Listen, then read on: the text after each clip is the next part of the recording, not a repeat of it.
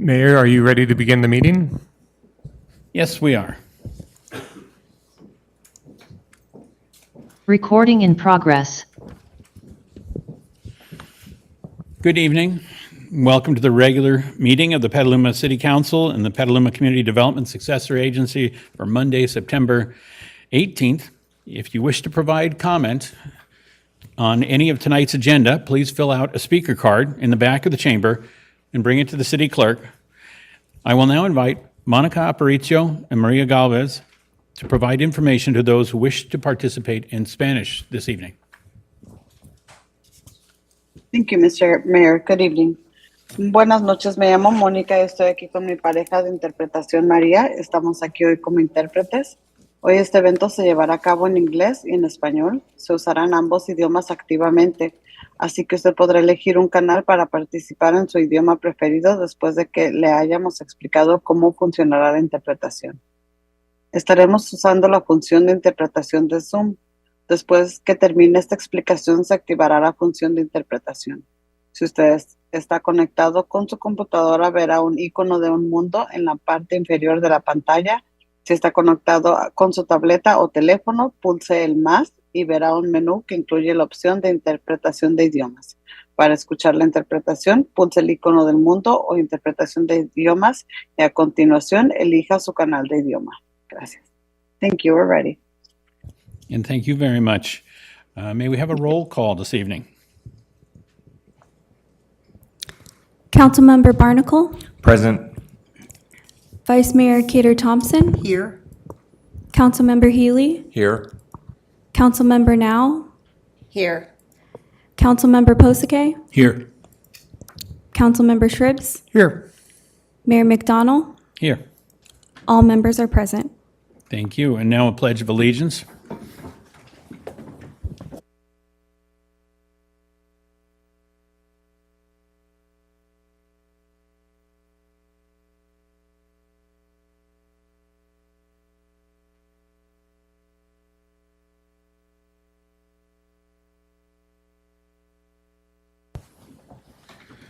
And 1 minute of silence.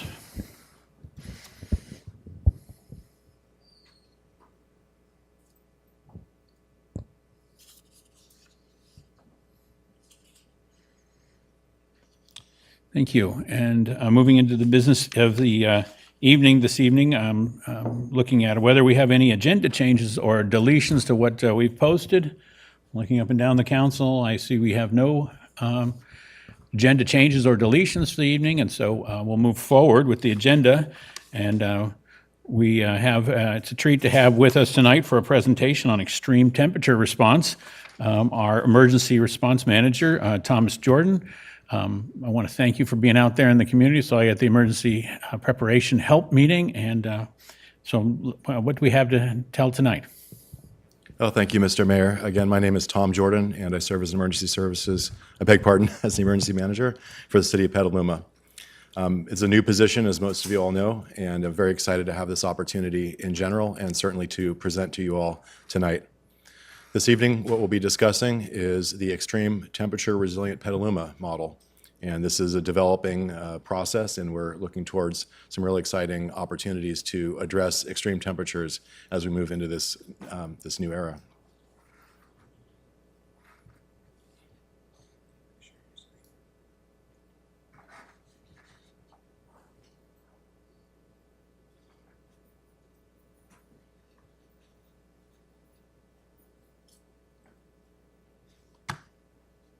Thank you for your patience. I'll need a moment for a technical issue. Yes.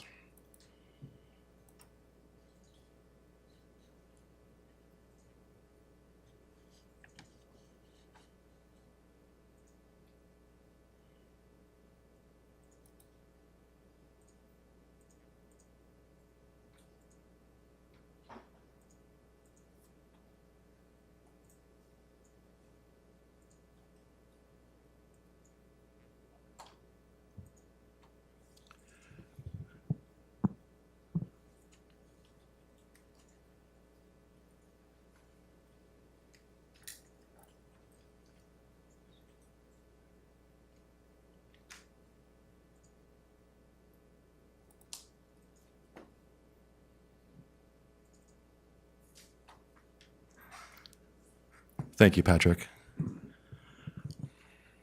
And thank you for your patience, council members and mayor. It's a brief agenda. We'll be introducing the topic, discussing our starting point for this planning effort, discuss the threat a bit, our timeline, and summarize our efforts. As an introduction, our climate is changing in a manner that presents weather patterns that are unusual and which have been shown to cause disproportionate harm on vulnerable populations, such as children, low-income families, and senior community members. This change is predicted to grow. While temperatures in the Petaluma area rarely exceed safe conditions, our community is not acclimated with the consistent and extreme high temperatures of other areas, making our vulnerable populations more vulnerable than those in areas with consistently hot temperatures. My counterparts at the Sonoma County Department of Emergency Management are referring to these climate-induced extreme temperatures as mini disasters, as opposed to the large earthquake, catastrophic fire. These kind of wobblers where maybe an emergency operations center isn't activated, however there is harm to the community, are becoming part of the experience, and we're particularly concerned about some people that have social factors which exacerbate these impacts, and I'll talk about those in a little bit. This is a very difficult topic, particularly just trying to find a starting point. There are many complexities around the implications of extreme temperatures on our vulnerable populations, and so, of course, our first step was to try to find some metrics around which we could evaluate and trend these sorts of impacts. Unfortunately, those numbers don't really exist. There isn't a good set of numbers. When we look to things like a pre-hospital care report that a paramedic might fill out, or even that intake form at the emergency department, while there are check boxes for things like environment, it's not referencing things like the actual weather environment. It's more of like, well, there are toxic substances around. We do have some starting points around getting some numbers, primarily through our SAFE team interactions, basic life support and advanced life support, and as I stated, the hospitals. We're working towards getting a better handle on the way in which we collect those data and utilize those for trending. What's important, though, is that we don't just look to the obvious traditional impacts from extreme temperatures, such as hypothermia. We need to understand that there are extreme mental health impacts upon communities, particularly with protracted extreme temperature events. And when we look at the threat, the big question is, what is extreme? And there are some information that we can utilize from the National Weather Service and from some other partners in trying to understand what these impacts are and what is, in fact, a very high risk for our community. Here I'll be leaning on a graphic that National Weather Service put together. You'll notice it's from National Weather Service San Diego. They had the best graphic, so I went with it in lieu of something more localized but not as well developed. And what you see here is an explanation of the heat risk product.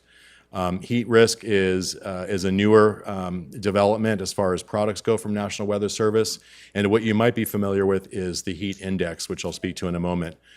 Please draw your attention to the lower right-hand corner of the graphic where you'll see the indicators, color-based indicators of risk levels, with green being no risk and red being high risk. As with many other emergencies and qualifications of emergencies, such as wildfire, a new category has had to be added, which is this purple, very high risk. And that's really what we're most concerned about when we consider impacts on our vulnerable populations. To talk a little bit about extreme extremes, this is a very troubling graph, and this was generated to represent 2023 heat-associated deaths. And these are fatalities that are known to have been heat-caused or are under investigation for having been heat-caused. And what you'll see on the right-hand side of the graph is that there are a growing number of these gray under-investigation cases where the system isn't able to quite determine whether or not the death was directly related to heat or whether or not it was some other previously existing condition. Now, these numbers are from Maricopa County, Arizona, so I think that's an important qualification when we look at these impacts. However, we know that the temperatures there were a lot different 10 and 20 years ago, so we need to look forward 10 to 20 years as to what might impact South Sonoma County and Petaluma. Here's a representation of the heat risk on a geospatial layout. There's an overlay of the heat risk, and then obviously you can see the North Bay area there. And generally, we enjoy a much more mild climate than inland areas. The heat risk prototype, however, has many flaws in it when we use this to assess human impacts, not least of which is that the heat risk is impacting the individual in the shade, whereas other things like wet bulb temperatures, wet bulb global temperatures, assess those heat impacts for people that are in the sun.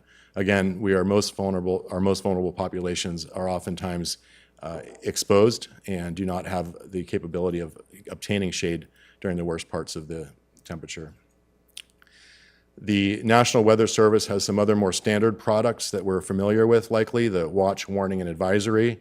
I've provided some cursory definitions here, but the idea is that a watch is used when there is a risk that's increasing, but there's a lot of uncertainty around its occurrence. When an advisory occurs, that is when there is imminent or likely impacts, and a warning is issued when hazardous weather or hydrological events occurring are likely, and we know that there's a threat to life or property. You'll note that the watch, warning, and advisory subtitle is in that order, and I presented in a separate order of watch, advisory, and warning. That's because of the way the National Weather Service lays those out.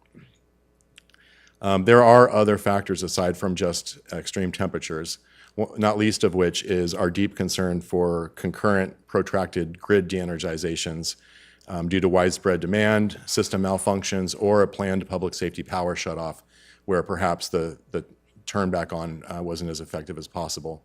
Obviously, these factors are particularly important for our housed but senior community members that might depend on home heating or home cooling systems to cope with extreme temperatures. Petaluma is far and beyond the most advanced municipality in the county in the ways in which we assess impacts of extreme temperatures. Most of our counterparts look at data sets. They want to know the overnight low, for instance, in the high temperature times, what are the overnight lows? Do the overnight lows get low enough where the community members can recover from those high heats during the days? And there's systems where you can trend that over 3 days and make determinations on what you're activating as far as resources go based on those data alone. We go beyond those data. We also have people out there in the community where they're at, not least of which is our partners with the Petaluma People Service Center, who work with over 27,000 Petaluma residents. A lot of that work is done through contacts in the field that are done by our SAFE team. There's also certainly a tremendous advanced life support, basic life support presence that the fire department has. Our law enforcement officers are out there in the community, and they are going to the locations where they know there are community members that might be more vulnerable. We're able to defer some folks to locations where they might find some relief from extreme temperatures, not least of which is the COTS Mary Isaac resource. And then we also have trained observers that are partners at the hospital. So as an increase in extreme temperature, perceived extreme temperature admittances occur, we're able to do such things as consider alternative resources for diverting some of those clients from the hospital to a lesser level where they might just find that reprieve from the extreme temperature as opposed to holding up a space in the emergency department. Response plans. Planning is obviously a very important process, and oftentimes planners will say that that process is more important than the plans that the planning generates. What this means for us is building consensus with our partners. I've taken a quote here, I'll say it wrong on purpose. The purpose of life is to serve and to show compassion and the will to help others. Only then have we become true disaster service workers. And as you're all aware, every employee of the city of Petaluma is a disaster service worker. And truly, most of us, I've found, are here to serve. A little bit about the plan development process. There are obviously different types of planning that occur. There's a strategic level of planning, operational, and then tactical planning, more of a checklist type of thing. I've demonstrated here some of the planning tools that are utilized, not least of which you'll see the graphic that looks like a P. That's the planning P. It's utilized in the stand-up of an incident response. And what's terrific about the planning P, I'll speak to this in a moment, is that it's an all hazards approach. This process can be utilized for an earthquake, for extreme temperatures, and anything in the twain. There's also planning processes to develop planning documents, and I've got here a step-by-step for what's called CPG 101, which is the Comprehensive Planning Guide, which FEMA recommends when developing plans such as an emergency operations plan, or as you see on the far right, an annex to an emergency operations plan. What you see there is the Sonoma County Operational Area Emergency Operations Plan Annex for extreme temperature incidents, and that's dated June 2023. Our preparedness and response process involves trying to get upstream from these incidents as much as possible. When we see a National Weather Service product indicating that there are extreme temperatures, we initiate our internal process, not least of which is providing situation reports to staff, which have responsibilities germane to extreme temperature response. An example of one of those situation reports is on the lower left-hand side there. In real time, we establish go, no-go criteria for things like the opening of a cooling center, and we track those on a linear matter. You'll notice here that there are two different kind of timeframes that are shown, and one we have on the left in the situation report, and the other is in our decision process. What's key here is that we are understanding that there's data tracking which can occur and that situations can change. A slight change in the graphic will show you that as we move through an extreme temperature instance, then we have kind of looking at it on the back end. One of the important reasons for using this data trending over time is that it allows for staff that might be walking into a response after the weekend to see kind of what has been happening while they were gone. And this is a very important process to keep continuity amongst our operations and consistency in our approach towards meeting these important goals. On the lower right-hand side, I have a demonstration of a tool that we've developed in-house.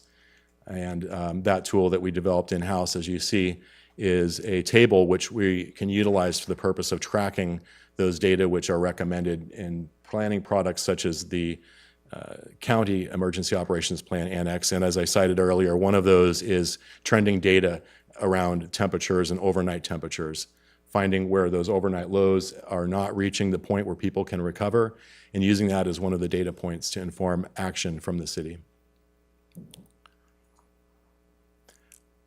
One of our key resources ahead of the incident and during the incident is our capability to provide public communication.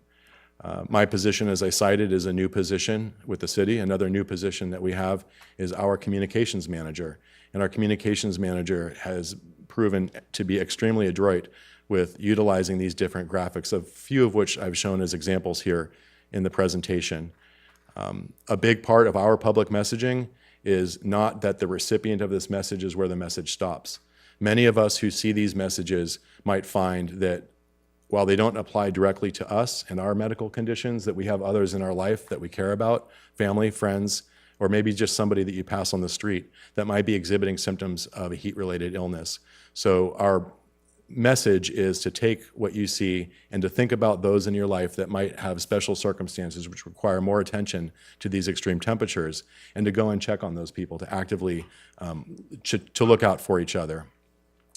Aside from the messaging that we do about general heat safety, or temperature safety rather, we also have the ability to put out real-time community messages vis-a-vis the Nixle system, which we have done in the past. A little bit about assessing impacts. As I stated, our number one resource is the staff that are out there in the field that know the locations where vulnerable community members are, and that go and actively check those locations, and then refer those that need resources to those resources. We have other data sets that we're looking at. I mentioned the wet bulb globe temperature, which is, I think, more important than the heat index rather. We've got a system called Image Trend that looks at different calls that our paramedics and basic life support EMTs go out on. We've got some data collection down here at the lower left I showed you, and this is a poll that's conducted throughout the whole county or operational area on what extreme temperature responses each municipality has had. And what's nice is that if you see on the lower right-hand corner, lower left-hand corner, that there is a new form that we can fill out, and it makes this process of reporting up a lot easier. We have had conversation as the City of Petaluma with the Governor's Office of Emergency Services about them doing a similar process throughout the coastal region and perhaps throughout the state so that we can, again, find more data points on which we can base decisions.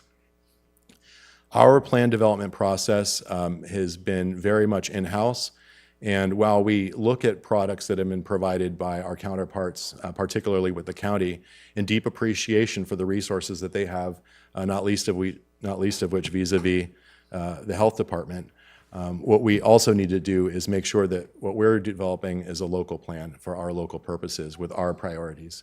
So what you will not find in our effort is, unfortunately, what can be commonplace, where you would take an extreme temperature incidents emergency operations plan annex such as this, you open it up in a word processor, Control F for find, and take Sonoma County and put in City of Petaluma, dust it off, cup of coffee, we've got a plan.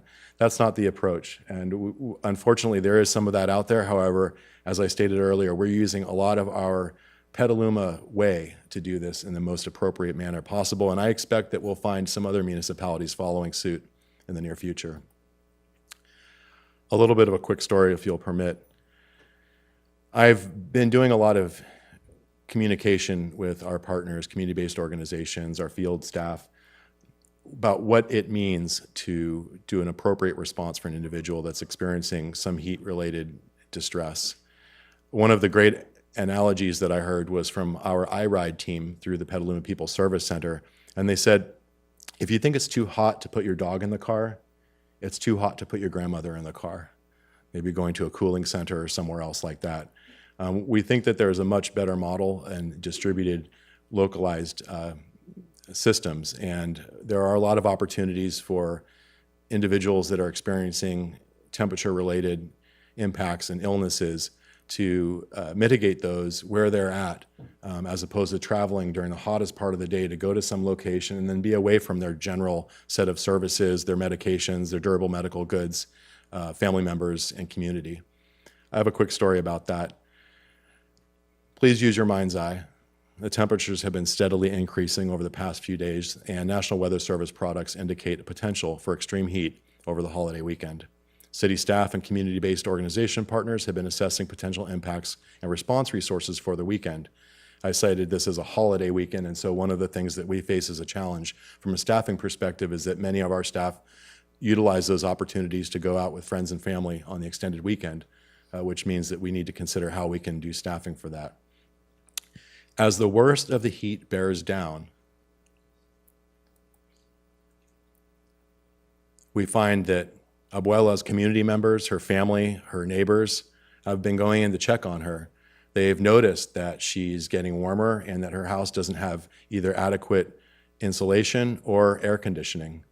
They've been visiting her, they've been helping with cooling supplies, and through the worst of the heat, as it turns out, by staying at home, by utilizing things such as cool running water, fans, and some basic heat mitigation processes, that she has now found herself to be in a much more comfortable and safe circumstance than out traveling in the weather. So this is a culmination of her family members receiving all of the community messaging that's occurred. It's part of her understanding through her senior networks and our partners with the Senior Center and other senior outreach modalities, that this was really the best process for her. In summary, the City of Petaluma is deeply committed to reducing harm from extreme temperature weather systems on our most vulnerable community members. Through partnerships within and outside of the city, we will continue to develop a thoughtful approach to this aspect of our changing climate. I thank you very much for your time, Mr. Mayor and council members. At this point, I'm open to any questions that you might have. Thank you very much. Appreciate the presentation. Does anyone have a question for our emergency manager tonight? Councilmember Now. We actually did have that scenario with the holiday weekend, and we had a lot of elderly in my district, the Little Woods Mobile Home, which are elderly, and their homes are not adequately insulated for the cooling, and they don't have the cooling air conditioners. So they were told to go to COTS, and relatives were like, no, that's not a good place. This is an elderly mother who, unfortunately, because it was a holiday weekend, the senior center isn't open on Fridays. And the library is not, and then Sundays, of course, the library is not. So we did find, we got her some fans, we got her some things, but it was really scary for a while because that I didn't know who else was in dire straits that weekend. What can we do to prevent this? What can we do for the elderly? Because asking them to go to COTS is not a solution. I would agree, absolutely, ma'am. Thank you. Yes, certainly. Before I talk to what we can do in the moment in response, I'd like to highlight our efforts around the preparedness effort. This is really the time to address the opportunities to mitigate these heat-related or cold-related injuries. We recently partnered, the city recently partnered with some wonderful presenters that focus on delivering preparedness messaging by seniors, for seniors, where seniors are at, not least of which in mobile home communities, as you cite. I think that when we are able to get ahead of these potential problems through education, we do have an opportunity to mitigate in a much more expeditious, frankly, and also effective and efficient way. That said, obviously, the preparedness message cannot get to everybody. We're tripling our efforts on getting that out more. I think that my position portends an ability for us to do more of that sort of messaging. But to your direct question about in the response, it is a big issue. I think that we'll find there are a lot of models around distributed cooling and heating opportunities, and some of those include using austere conditions. I would also cite the necessity for our attention to the mobile home communities for the extreme cold, because oftentimes what happens, they seek austere conditions and circumstances in which to warm the home, and sometimes those are utilizing things that are intended for outdoor use. Our fire marshal could give you a very, very sobering speech on the how that unfolds, and it can be very unfortunate. So I would say that we have an opportunity here. There are avenues for which those community members can reach out. I did in my presentation use the Labor Day weekend because that's really a tough question, because as you cited, a lot of the public venue cooling type centers are not available. So again, I think that through our advanced work in preparedness and doing more of that, and not just the preparedness message, but providing the tools that individuals need in the moment, such as cooling packs, water, fans and whatnot, is going to be critical. Moving forward, I think that we can do a lot more in that space, and we intend to. Thank you. It was 4th of July weekend. Oh, I'm sorry. I was Yeah, rewinding but to that last year, was- last Labor Day, when we really. Yeah, Yes. Thank you. But 4th of July, and we knew the temperature was going to go up. I mean, the weather report said that. And then I was told that the county tells us when we kick it into the go mode. And that's when I found out the senior center is not open on Fridays for the elderly. If I might, yes, ma'am, just to add on to my response, those are the metrics that are provided by the county are the ones that I cited with the overnight lows and those sorts of things. Those supplement our own. We really think that having people out there going to our vulnerable populations where they're at is a much better process than utilizing the data sets. However, those data sets do have extreme value on the basis that those have been established in partnership with the public health officer. So that they are very linked criteria as far as looking at doing certain things. But it is a growing response, and we have an evolving approach towards it. Thank you, ma'am. Councilwoman, Vice Mayor Cato Thompson. Just quickly, with the mobile home parks, I don't know about Littlewoods, but they have community centers. So I'm assuming that we would be hopefully working within the park, so they have a space to go if they don't have air conditioning. Yes, and there's I don't want to show any card. There's a lot more that we're going to be doing towards looking at this distributed micro consolidation, if you will, of resource availability. There's a lot more that we're going to be doing in that space. Great, and thanks for this presentation because it's extremely important. Thank you. Councilmember Shribs. Okay, having experienced heat exhaustion a few times, it comes on fast and you don't even know what's happening. So this is really important to make sure the community is aware. So a couple of questions. First, when referring to the health data, I know from the past couple of heat waves that we've had up north, Oregon and Washington, there's lots of heat-related incidences, but they never get related as heat-based, but as heart attacks, strokes, whatever. But data is indicating hot days tend to be that way. So locally, are we going to be working with our local health community here and making sure that the data they collect matching up with temperature? Are we going to make sure that we start recording those days that and doing some comparison, collecting that data? Is that going to be an active process by our health community? Both of those, yes. Certainly looking at overlaying data without necessitating a direct attribution. We saw a lot of that certainly with the COVID in the early COVID days, of realizing that the trending of fatalities, whether or not those were assigned by any given practitioner as being COVID related or not, we needed to trend those data. So we'll certainly be looking at not just fatalities, but injuries. One of the ways in which we're going to do that, to your other point, is to work with the hospital, clinics, and hopefully our own practitioners, such as the SAFE team members, to find ways in which we can carve out those injuries which we know to have been exacerbated by. And there are going to be circumstances where people might have very pronounced pre-existing conditions. However, we're still going to look at those as heat or cold-related injuries. Good. And then when, as a teacher, I remember we got lectures and seminars about certain things. Heat was one of them. Lots of behavior changes occur on hot days and the like. So we know lots of data supports that.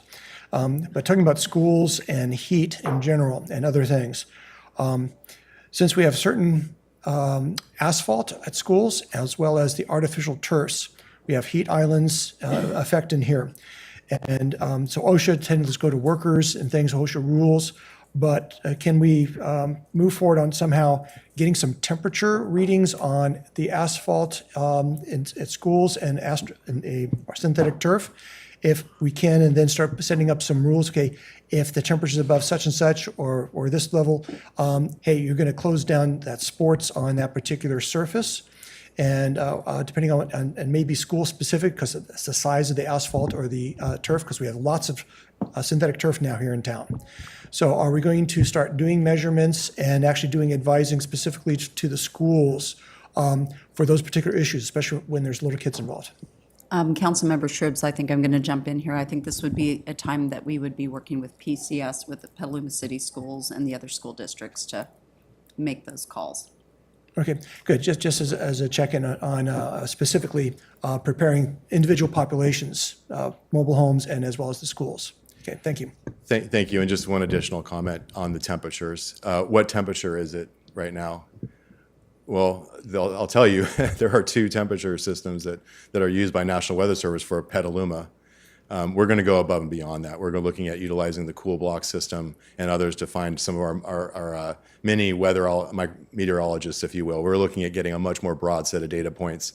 And as city manager indicated, certainly working with school districts to find ways in which we can get supplemental on things such as surface temperatures and then to make policy around that. Okay, good. Thank you. Thank you. Thank you very much. Appreciate the presentation. And moving on to our next efforts for the evening. Next on our agenda tonight is general public comment. I've received a number of cards. It's kind of last chance to get your card in on general public comment. And I'd like to ask our clerk if we've received any from the public online before the meeting. Yes, we did receive 5 general public comments, and those are posted online with the agenda. Thank you very much. I'd like to check with our Zoom audience for any that wish to participate. Please share our messaging. Thank you, Mayor. At this time, I will start a 30-second timer for general public comment. Members of the public attending in person should bring their speaker cards to the clerk's desk, as the mayor mentioned, if they have not already done so. Members of the public attending online should raise their virtual hands or press *9 if they're participating by phone. Speakers are reminded to be respectful in their comments and that this meeting is being translated. please pause between sentences for translation. And a countdown will appear for the convenience of the speaker and viewers. And at this time, we have one hand raised. Wonderful. I have 9 cards here, and that would make for, let's see, doing the math, 9 cards, your 1 makes 10, and a 20-minute limit will go to a 2-minute clock for tonight. Okay. And let's see here, then I'd like to start with our in-house folks first. And Isaiah Gonzalez would be our first speaker tonight, followed by Peter Cherneff.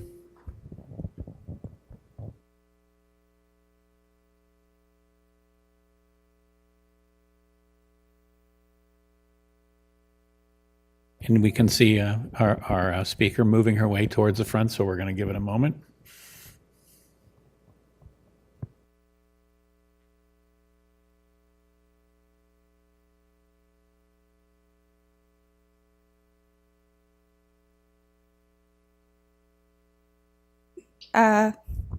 Thank you for your patience.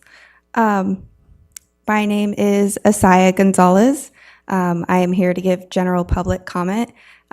Just to inform everyone about Sonoma County's Veterans Art Day on Saturday, September 23rd. I work for Life on Earth Art under the community engagement umbrella, and I specifically go out and engage the veteran and military community.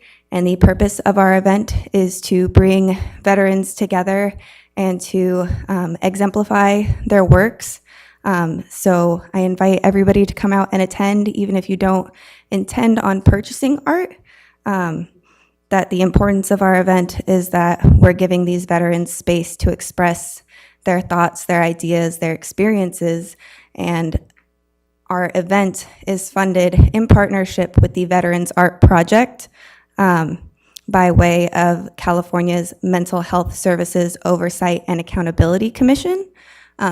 So it is through these events and through advocacy with these veterans that we're able to make our voices louder in the spaces that they need to be in order to acquire funding for these sorts of programs.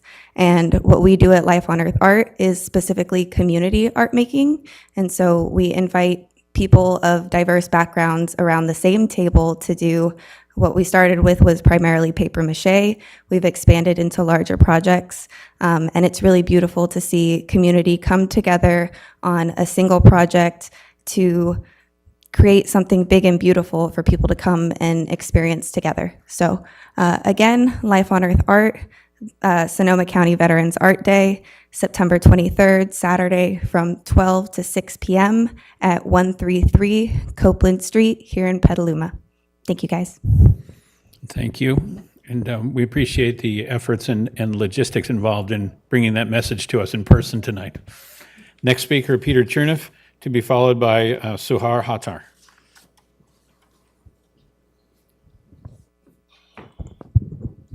Another beautiful day. As are we all, I am all things Great Spirit sings. Hardcore spirit warriors, I pray, flex your wings. For most of the political world be filled with unclean foul. A message called forth through the owl. This all-seeing owl has called forth from beyond and above, east, west, south, and north. The fox, the eagle, jaguar, lion, tiger, and bear. Through spirit they hear it, set to engage with flair. The next 3 weeks, and perhaps a bit more, comes action by almighty faction to the makers of war. Religious world leaders be profound professional deceivers, creating twice the child of hell under our cracked liberty bell from the ranks of believers. These such liars together conspires with the misleaders of education, who have long sought to tear asunder as they plunder the promise of this nation. Along with usurious bankers maintaining oil tankers and sanity upon this earth. My message hardly by rote, these scoundrels scheduled to be smote before the rebirth.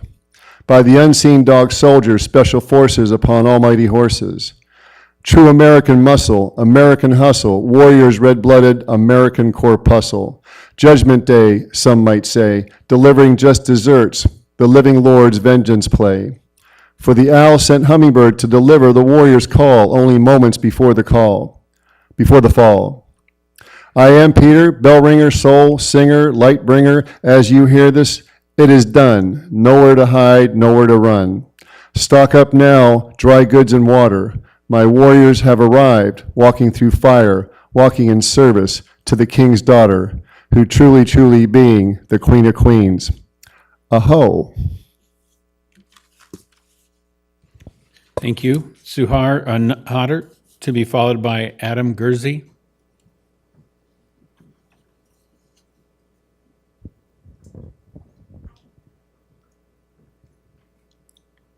I've never done this before, so bear with me. I am Suhair Hattar. I'm putting forth a call to action seizing all abuses of the innocent children and women to stop this call directed to every warrior, veteran, sheriff, and cop. It is my greatest desire to more than inspire every woman and our youth to stand up together, to stand in unison, claiming our true right to power through God, attaining the promise, the true promise of freedom, liberty, and justice. Every woman, having survived the refiner's fire of the abuse, alcohol, drugs, depression, and who finally has found her voice. I am here. I am asking you, please, join me now on behalf of our children, all the innocent, and help me to strengthen and resolve this horrible tragedy that is going on all over the world. How many of our children have been raped, both physically and spiritually? How many of our children taken away by false authorities like CPS? Alone we remain, target and trafficked. We need help. We need to be united as one. We are a pride of lions, truly ruled by the feminine. How many women in prison for fighting back against their abusers? I am calling to you, saying no more, never more, release the power and come forth. And don't be afraid. Thank you. I'm afraid, then thank you. I announced Adam Guernsey, but I see that that's agenda item 14, so I'll push that card. The next speaker would be Stan Gold, to be followed by Nancy Wilson. Not McGuire, I sharing the same comment. Can you go first? Let's bring Matt McGuire forward, and I apologize, Nancy, it'll be just another minute.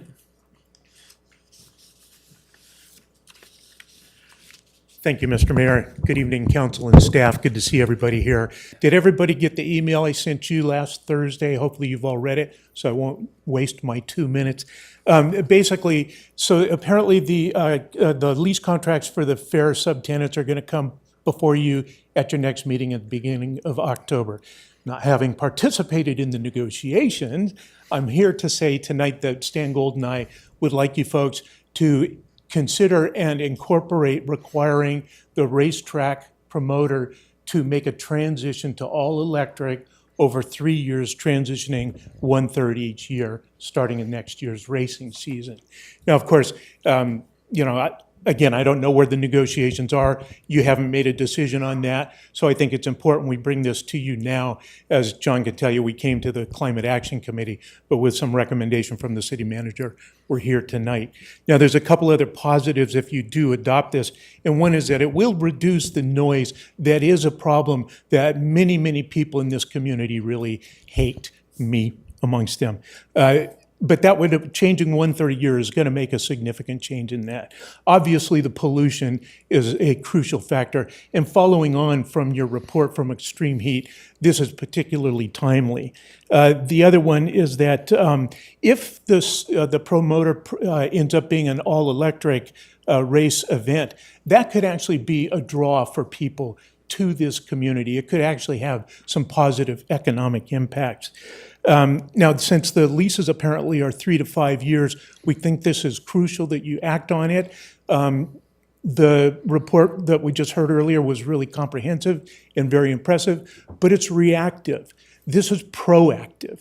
This is something like saying no more new gas stations. We all know the crisis is here. We're all suffering from the extreme heat, flood, fire, etc. This is low-hanging. Sorry, And your you're- time has expired. Thank you. And our last in-chamber speaker is Nancy Wilson. So- Oh, I'm sorry, I thought Stan was ceding his moment. I'm sorry, again. Stan, please come forward.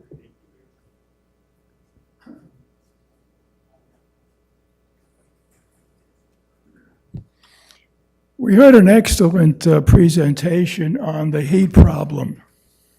The problem is that it's all reactive. It all addresses a cause. It all addresses a symptom and not a cause. So we're addressing the cause. The cause is the burning of fossil fuels. The fossil fuels take place by these cars going round and round at the racetrack. That's the primary issue. We are not against auto racing. We are not against the sport of auto racing.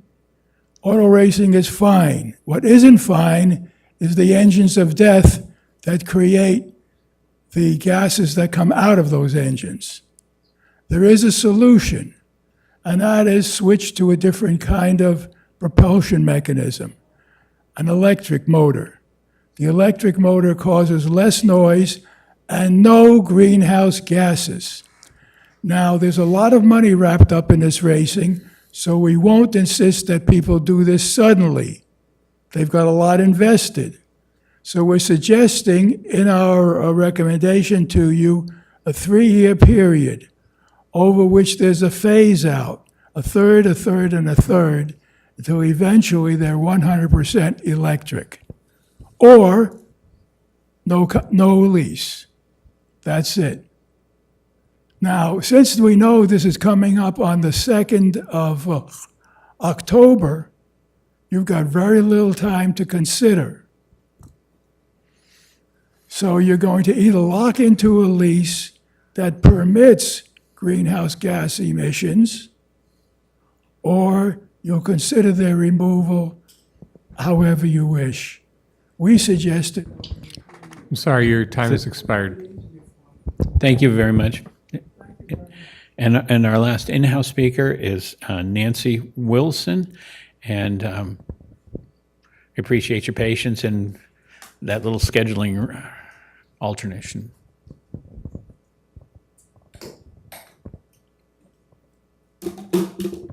Thank you. 2 weeks ago, I sent an email to each of you requesting that you review Petaluma's current chicken ordinance, which allows for the keeping of a rooster within the city limits. As far as I can determine, Petaluma is the only city in the county that allows such a thing. It's become a matter of concern to me because my next door neighbors have a rooster, a loud rooster.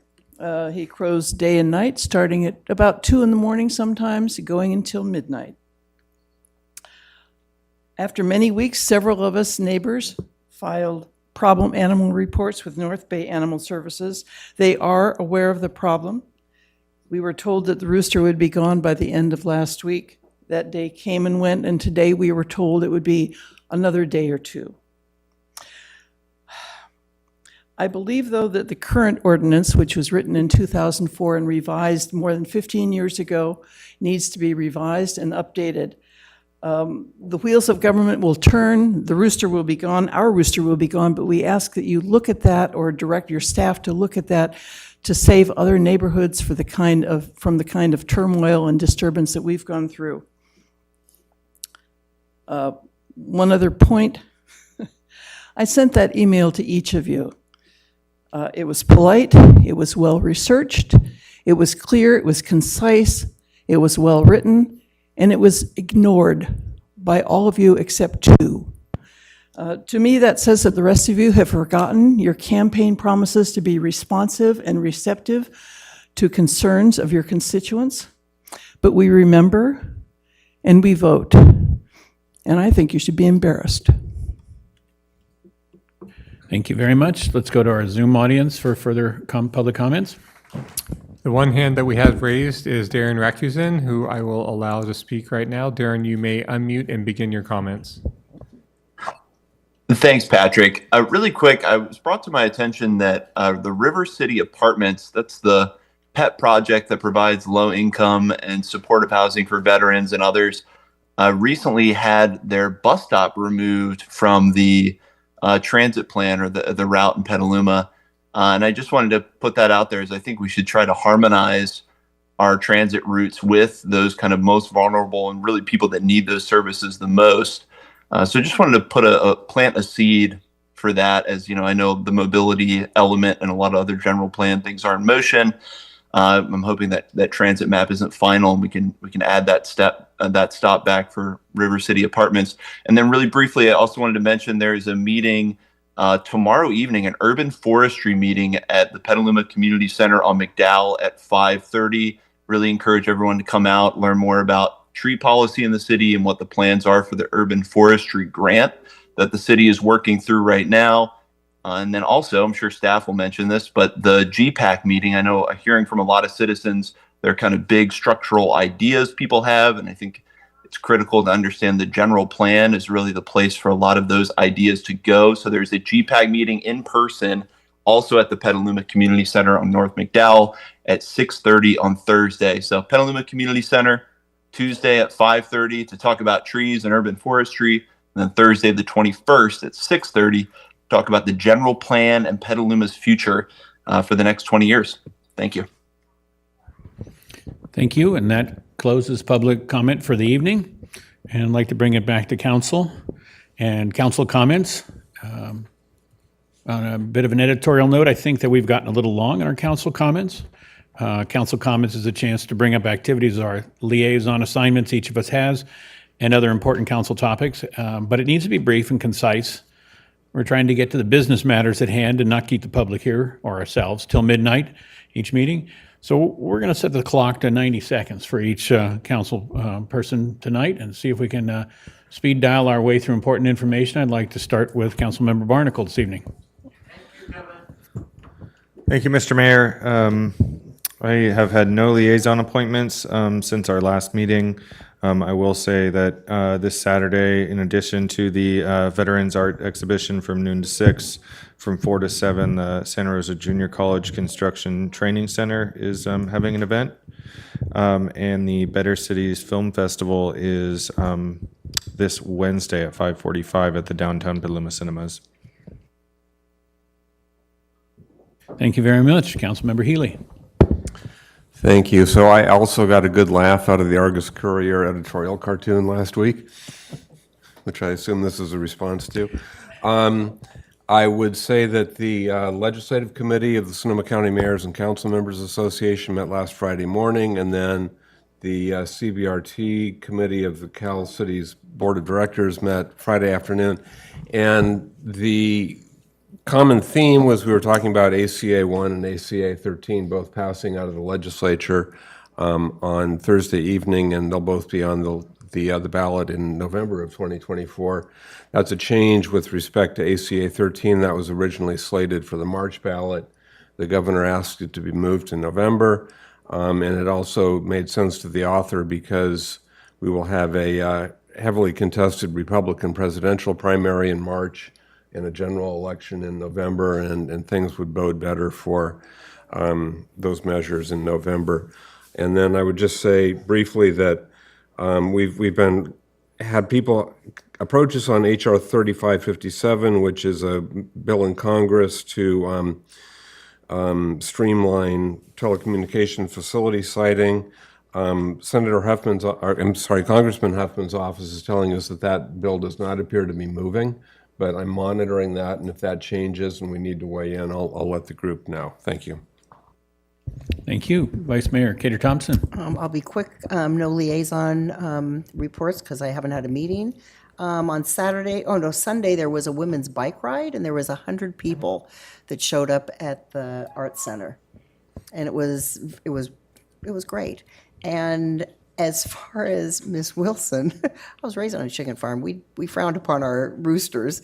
And I do think that it would be great to update that ordinance because I've actually heard from somebody else about the same complaint about roosters in town, and they can be quite obnoxious. So I'm not sure if that's an easy fix for our ordinance, but that would be great. Councilmember Now. I'll make this short and sweet. This coming weekend, I encourage everyone to visit the museum. The Petaluma High School is having their 150th anniversary of their school, and the museum will have that exhibit through October 8. I represent the class of 1978. On Sunday, downtown is the 37th annual Petaluma Fall Antique Fair. Admission is free. It's 8 a.m. to 4 p.m. I'll save the exciting events happening in the fall for the next meeting. And I have no liaison reports from the airport or the Parks and Recs Committee. Thank you, Mr. Mayor. Thank you very much. Councilmember Pozake. Thank you, Mr. Mayor. I don't have anything to say about liaisons, but just that I attended Sonoma County Tenants Union Assembly on Sunday, where I noted that pretty much half of the group of 80 to 90 people were from the Petaluma Little Homes, Little Woods, and Youngstown organizations. I'm just happy to see cooperation between the tenants union and our mobile home tenants. That's all I have. Thanks. Thank you. Councilmember Shribs. Okay, along with several other councilmen and mayor and vice mayor, went attended the Cool Petaluma Roundtable recently. So climate actions, a lot of solutions were coming forth, and hopefully we'll be a part of the climate action plan that's coming forward, which was not presented this week in the Climate Action Commission. That was canceled because the plan wasn't quite ready, but it will be ready very soon, we understand. There is a infrastructure resiliency grant that we received to plant some trees. I'll hear hopefully a little bit more about that from staff. I attended with McKinley. I worked with Daily Access last weekend. We're building rain gardens and putting in rain catchment systems to feed some of the trees that got planted there. So we're working on that. And attended the leadership training course from the Chamber of Commerce. We were at the fire department. They did a fantastic job of hands-on experience as well as demonstrations. And then since the Climate Action Commission did not meet last Thursday, I instead attended the several sessions of an Economic Impact Summit in England versus video, but it was all about climate change. And our corporations are paying attention to climate change and are getting ready. They have ESG officers, environmental, social, and governance officers working on climate change. All the major financials and all the major corporations have these folks now in-house, and they're all working together globally. My report. Wow, right on 90 seconds. Perfect. I'd just like to announce that Sonoma County's own astronaut, Nicole Mann, will be in town tomorrow, and the schools have put together a huge celebration for her, and the Vice Mayor and I will be presenting a proclamation tomorrow at the high school at noon, and then she'll be speaking at the Petaluma Women's Club in the evening, so either of those will be insightful to know what a Marine who makes it into space has going on. And that's the end of council report for the evening, and I'd like to push it over to the city manager for her comments this evening. For my less than 90-second comments. So first want to thank Planning Commissioner Rakusin for mentioning the two meetings that we have this week, one on the tree canopy and our urban forestry management plan. That's tomorrow night from 5:30 to 7 at the community center. And then our general plan advisory committee meeting to talk about our flood and sea level rise modeling. That'll be in person on Thursday, also at the community center.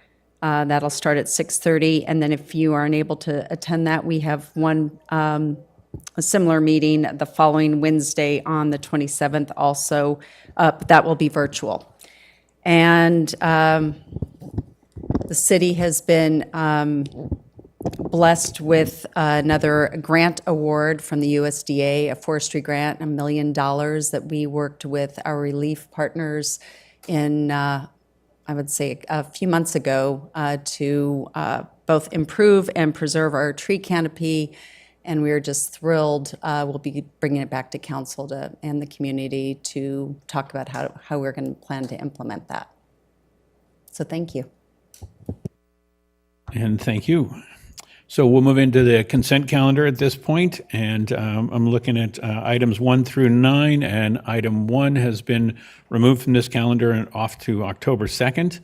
And then just a note that item 3 will have some council recusal on it. And the process that we follow for when there is a recusal is on consent calendar is that we run through all the council questions together, we run through all the public commentary together, and then we do votes that are separated by who's eligible to vote on which items at that time. So you'll have all the public comments on all the items in one segment.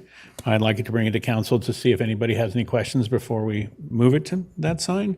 Is everybody good with the items? Good. Then opening the public comment period on this, and I do not have any cards for public comment on this item. Can I ask the clerk if we have any public input on these items early? No, we did not receive any public comment. My. And may I ask the moderator to run our message and invitation to Zoom? Thank you, Mayor. At this time, I'm sharing my screen with the timer. Any member of the public wishing to speak on the consent calendar items only, please raise your hand in Zoom and you'll be called on in turn, or press *9 if you're participating by phone. I am looking for participants and I do not see any hands raised, Mr. Mayor. Thank you very much. And with no participants and no cards on the dais, I will close public comment and bring it back to the dais. And I'd like to acknowledge Councilmember Barnacle. I'll be recusing from item 3 because I live close to the park. And as we have the mic open on that, I also live in proximity and will be recusing on item 3. Councilmember Healy, I see your hand. Sure. So at this time, I would move items 2, 4, 5, 6, 7, 8, and 9. So that's a motion by Healy and a second by the Vice Mayor, Cater Thompson. May we have a roll call vote? And can you repeat if this was for the item 3 or for the items 2 through? Okay, thank you. 2, 4, 5, 6, 7, 8, 9. Thank you. And Councilmember Barnacle, Aye. Vice Mayor Cater Thompson, Yes. Healy, Yes. Now, Yes. Posake, Yes. Shribs, Yes. and McDonald. Yes. Motion passes unanimously. And now the item that Councilmember Barnacle and myself are recusing on will be administered by the Vice Mayor.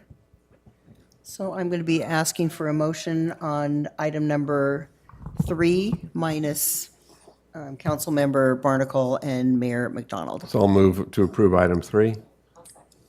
Now a second. Healy's first, second, and now a vote. Roll call, excuse me. Cater Thompson, Yes. Healy, Yes. Now, Yes. Posake, Yes.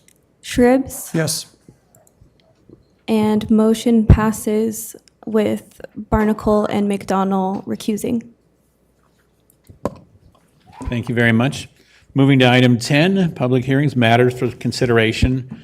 This is the introduction of first reading of ordinance of a 5-year extension to the commercial lease between the City of Petaluma and the Sonoma Marin Area Rail Transit, SMART, for the property located at 210 Lakeville Street, which includes the old train depot and the neighboring building and parking lot. And to help us with this item, we have Ingrid Alverdi, our Director of Economic Development and Open Government.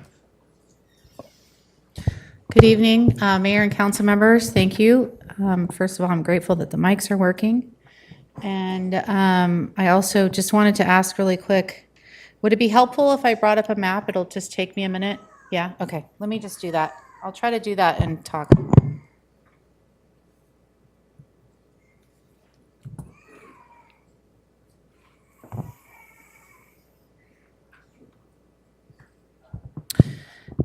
While this comes up, the item before you tonight is a 5-year extension, basically exercising our option to extend a lease between the now city of Petaluma and and SMART to lease the property located right next to the SMART station. Essentially, the entire piece of property that it includes the art center, the visitor center, the old train depot, the parking lot adjacent to that, that's bound by Washington, D Street, and Lakeville. That lease was entered into in 2003. It's a 15-year lease with 2 5-year options. Actually, I'm sorry, 10-year lease with 3 5-year options. This would be the third option we would be exercising. So this would be the last 5-year period of this particular lease. The city manager and I have been talking with the executive director of SMART about entering into a new lease. We'll have several years to get that underway. Our goal would be to keep that property for city use and community use, either with the visitor center and the art center or another city use to be determined by council. But our goal is to keep that property with the city so that we can use it into the future. Let's see if I can pull up a map. I think that's really the extent of the item. If there are any questions, I'm happy to answer. Any questions on the council's part? Councilmember Shribs? Since we're leasing all those buildings on that platform to SMART, and yet we also have both the Arts Center and the Visitor Center also there, are they subleasing from SMART? Are they leasing from us? And what type of agreements are there within this lease for those two facilities, since those are city functions within, now operating under SMART? So how does that operate? Right, a good question, thank you. So the current lease is set up between us and SMART, and then we are allowed to sublease it, which we do, to both the Art Center and the Petaluma Downtown Association to operate the Visitor Center and the Art Center. Those two agreements are under license agreements that we've entered into. Those subsequent to this action, we would be renewing those license agreements as well. Currently, those license agreements are are free of charge, no rent. We do pass through maintenance to each of the nonprofits of the buildings with a requirement that they work with us on any major maintenance. And we have also been talking to the nonprofits about supporting some maintenance. The buildings were renovated quite extensively when the city initially leased the property, but again, they're starting to have maintenance issues, which is really beyond the scope of the nonprofits that are using the buildings, and that would be something we would bring back. My sense is, though, it's in our best interest to maintain those buildings. We spent upwards of $4 million renovating those buildings back in the early 2000s. So the goal would be to keep those historic buildings renovated and in good use. Any other? Just Oh, another. In this lease agreement, I'm never quite caught whether we're leasing from them or they leasing from us. And who's the actual owner of the property? Us or them? And which direction is the lease? It wasn't clear. It's just a lease agreement, it says, as far as I could tell. I'm sorry, can you ask me that question again? My apologies. Okay, sorry. In the lease agreement, who's leasing from whom? Us from them or them from us? It's SMART-owned property. We are leasing from them. But they own the entire platform and the buildings. They do. They own that entire property, and then they own the entire vacant property just to the, I guess, west of the existing depot buildings and station. Good. And so we're talking about leasing from them. Correct. Okay, thank you. Right. We are exercising our option to extend the lease by an additional 5 years. The lease was entered into between the two parties back in 2003. This would be the final lease option extension. So the next time we would bring this back would be ideally a new lease between us and SMART with kind of a new look to the future. Currently, we pay SMART $12,000 a year for the ability to lease that property and to sublease it out. So we might rethink some of those terms and have that conversation with SMART. Good. And so if they also own the bare ground that's with the railroad tracks on it and such, is there any right now plans or workings behind the scenes going on to develop that property at all, or what that might, or any discussions going on? You're talking about the vacant property to The the vacant west? property, I think you're saying that that is also owned by SMART. Correct. So- I'm not aware, but I couldn't speak to that. I haven't connected. I haven't heard anything as of late. And this property isn't under discussion this evening. It's Right. Just checking, okay. Yeah, If that separate. was- And yeah, they're very separate. Okay, so, Yeah. thank you. Any other questions from the dais? Not seeing any. I want to go to public comment on this item. I have no cards here. Let's check with our clerk for any prior to the meeting. We did not receive any public comments for this item. Thank you. And let's check with our Zoom audience for any participation. Thank you, Mayor. Any members of the public wishing to speak to this specific item, please raise your hand in Zoom and you'll be called on in turn. I am looking, I see no hands raised, Mr. Mayor. Thank you very much. Bringing it back to council.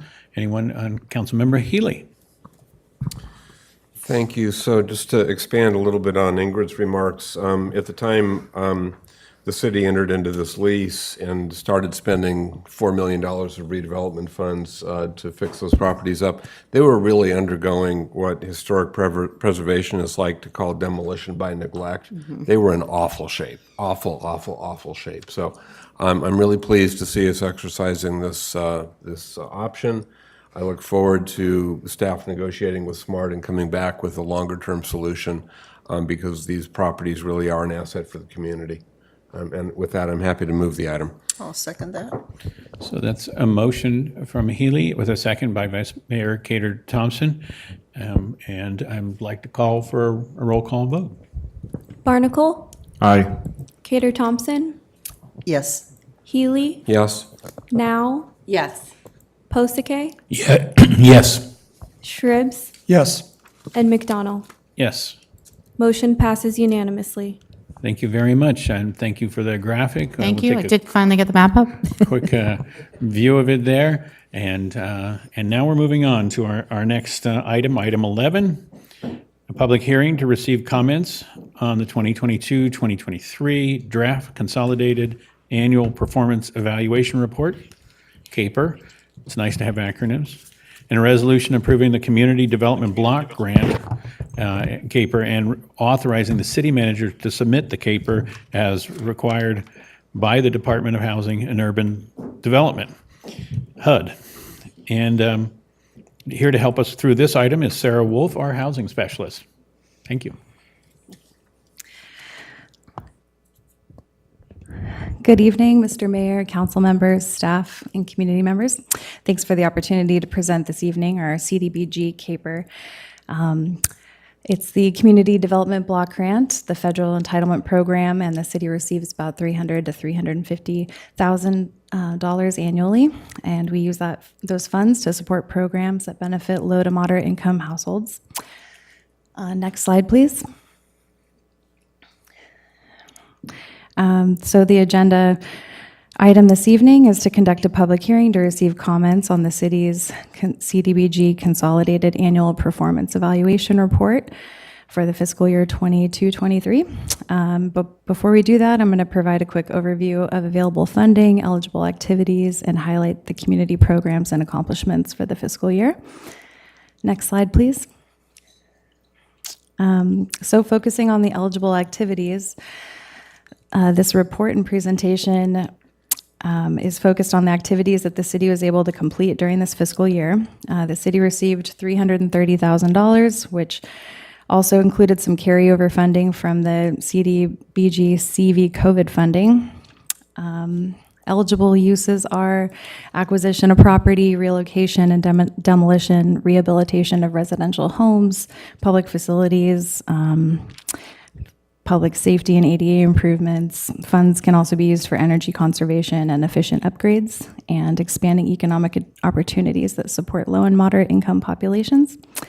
And by federal regulation, 85% of the funds must be spent on housing and capital improvement projects and 15% on public services. Next slide, please.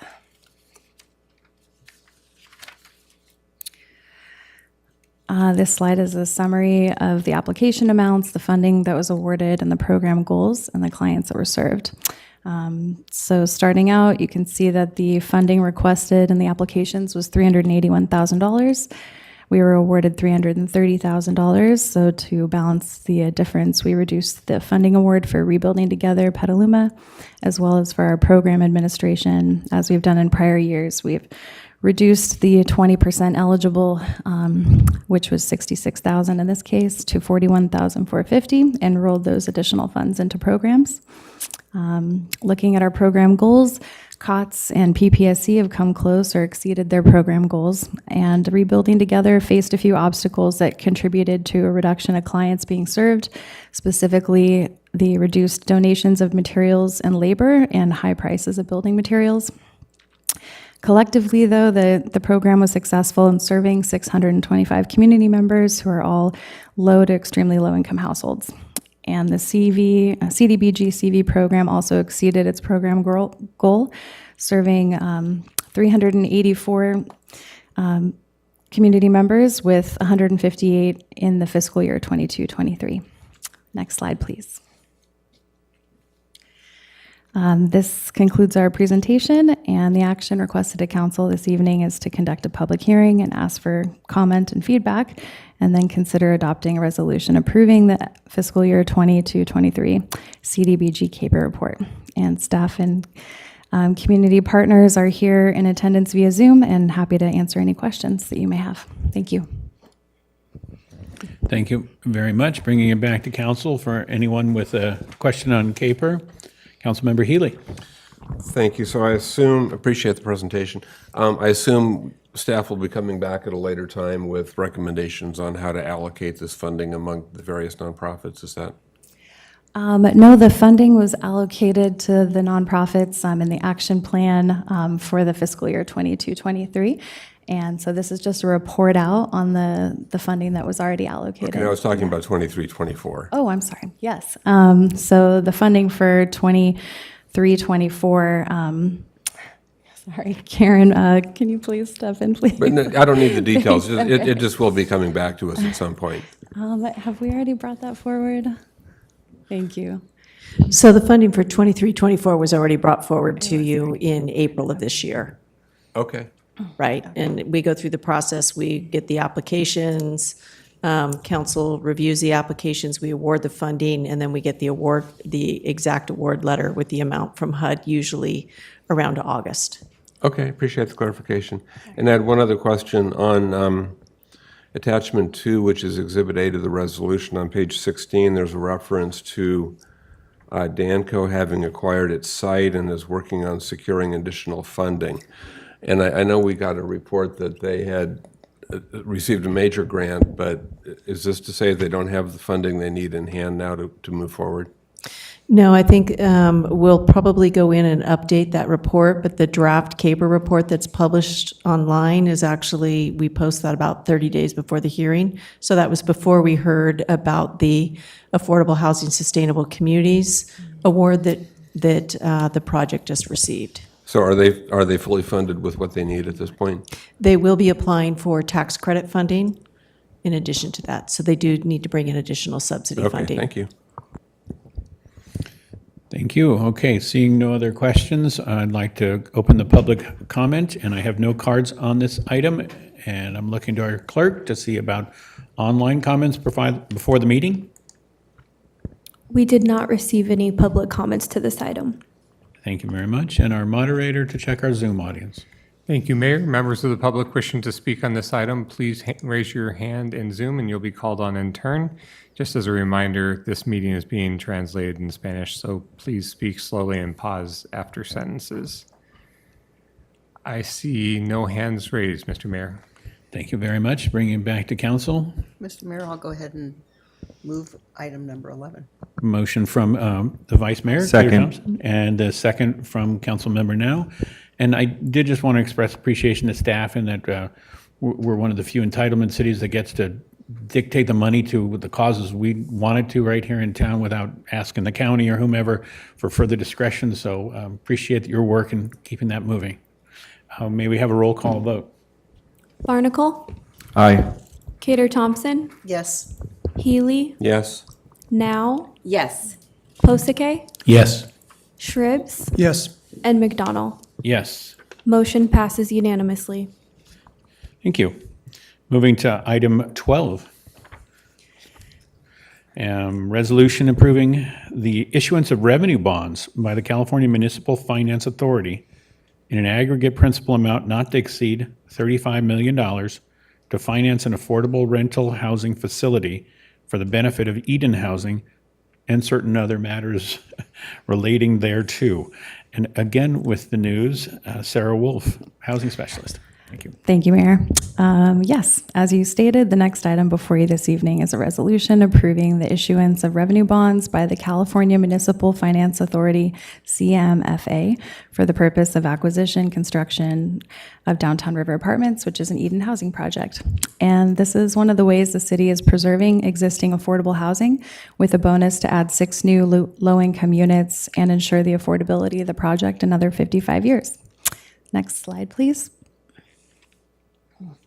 So the developer Eden Housing requested the California Municipal Finance Authority, CMFA, to issue up to $35 million worth of bonds for the proposed refinance of the acquisition, rehabilitation, and improvement of Downtown River, an 81-unit multifamily low-income rental housing facility.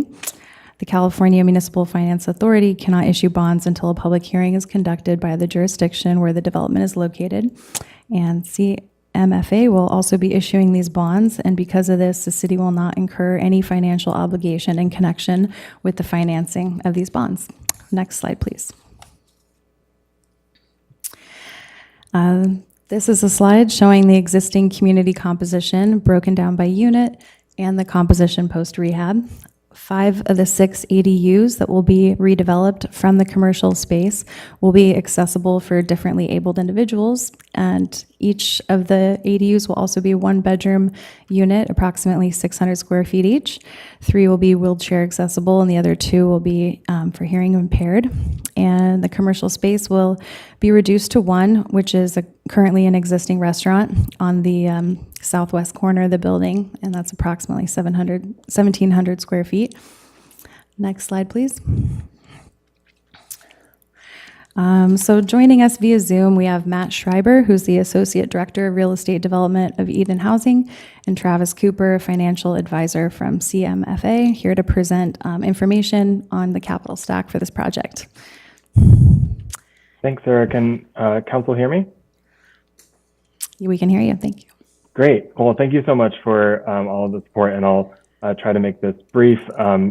Before you, thank you, staff. Also, I just want to start by thanking staff and council for your support throughout this project. I want to draw your attention to the first 5 lines.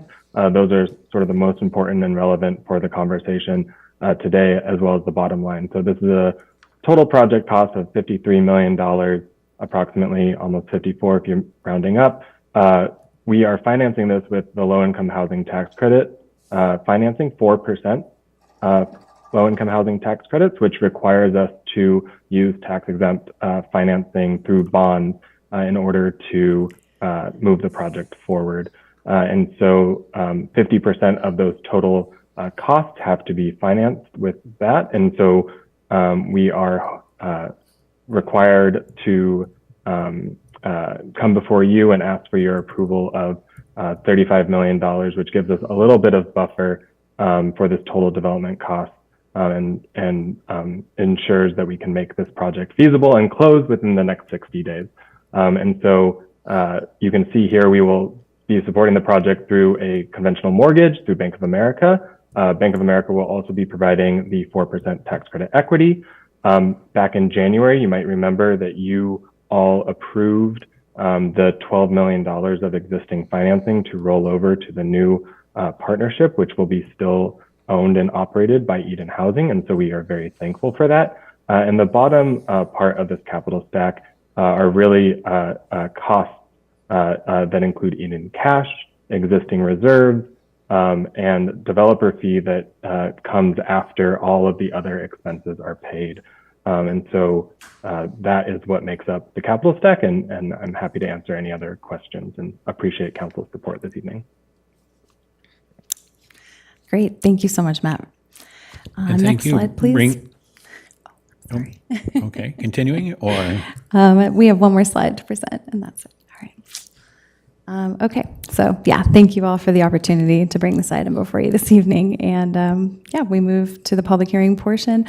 I just wanted to highlight that the picture here shows that the commercial spaces that will be redeveloped into the new 6 units of housing. So the action requested at council this evening is to hold a public hearing and receive comments and consider adopting a resolution approving the issuance of the revenue bonds by CMFA for the benefit of Downtown River Apartments. And that will again enable us to add another 6 units of affordable housing and extend the loan term another 55 years without additional city funds invested. Thank you very much. We're happy to answer any questions.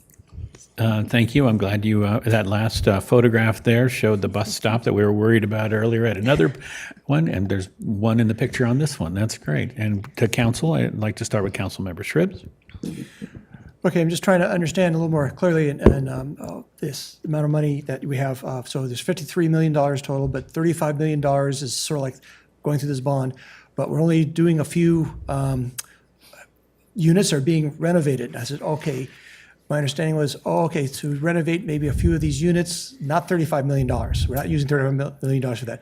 But it sounds like what this is like a bundling for refinancing a house, where you're bundling a bunch of other smaller loans, making a single bundle up to $35 million bundle, and that we're using a bond from a single source, Bank of America, to kind of finance or refinance the whole thing to a 4% interest rate. Is that sort of my understanding of what's going on here? Karen, would you mind? Thanks. Thank you. I can jump in here, and then the Eden team might have some more to offer. But really, with that financing, it's not just those 6 units that they're adding. They're doing a full rehab on the entire complex, which is going to include redoing some siding on it where they had concerns, redoing the interiors, full carpeting, full paint, upgrading fixtures. And so there's a lot more of the funding that's going into rehabbing it to ensure that it's a nice community for the next 20, 25 years moving forward. Okay, so how old is this building now already? The building is 20 years old. A little bit over 20 years old. There was, Eden had done some inspections on it. The initial architect that had built it, there was some concerns with the quality of his work, and so they were concerned about a little bit of water intrusion on, I believe, the northwest side of the building. So of the $35 million, how much is actually going for construction versus like refinance? I will let Eden go ahead and dive into those numbers a little bit. Matt, can you answer that question? Sure. I think it's a little nuanced because the $35 million is actually going to support the construction loan specifically, and it's actually a requirement to issue bonds as when you're pairing those with 4% tax credits. And so when you're pairing 4% tax credits, you have to have your construction loan supported by the tax-exempt bonds. And so that's the $35 million is actually going toward that $26 million mortgage or construction loan that you're seeing in that line item. And so it's not actually $35 million that is going towards the project. It's going to support the construction loan, which then supports us being able to do all of the works, and then releases Bank of America to provide us with $24 million of equity or just cash for the project, and as part of their CRA requirements and part of the low-income housing tax credit program. So it's a little nuanced, and I don't know if Travis from CMFA can jump in here if I'm not explaining this as clearly as I can.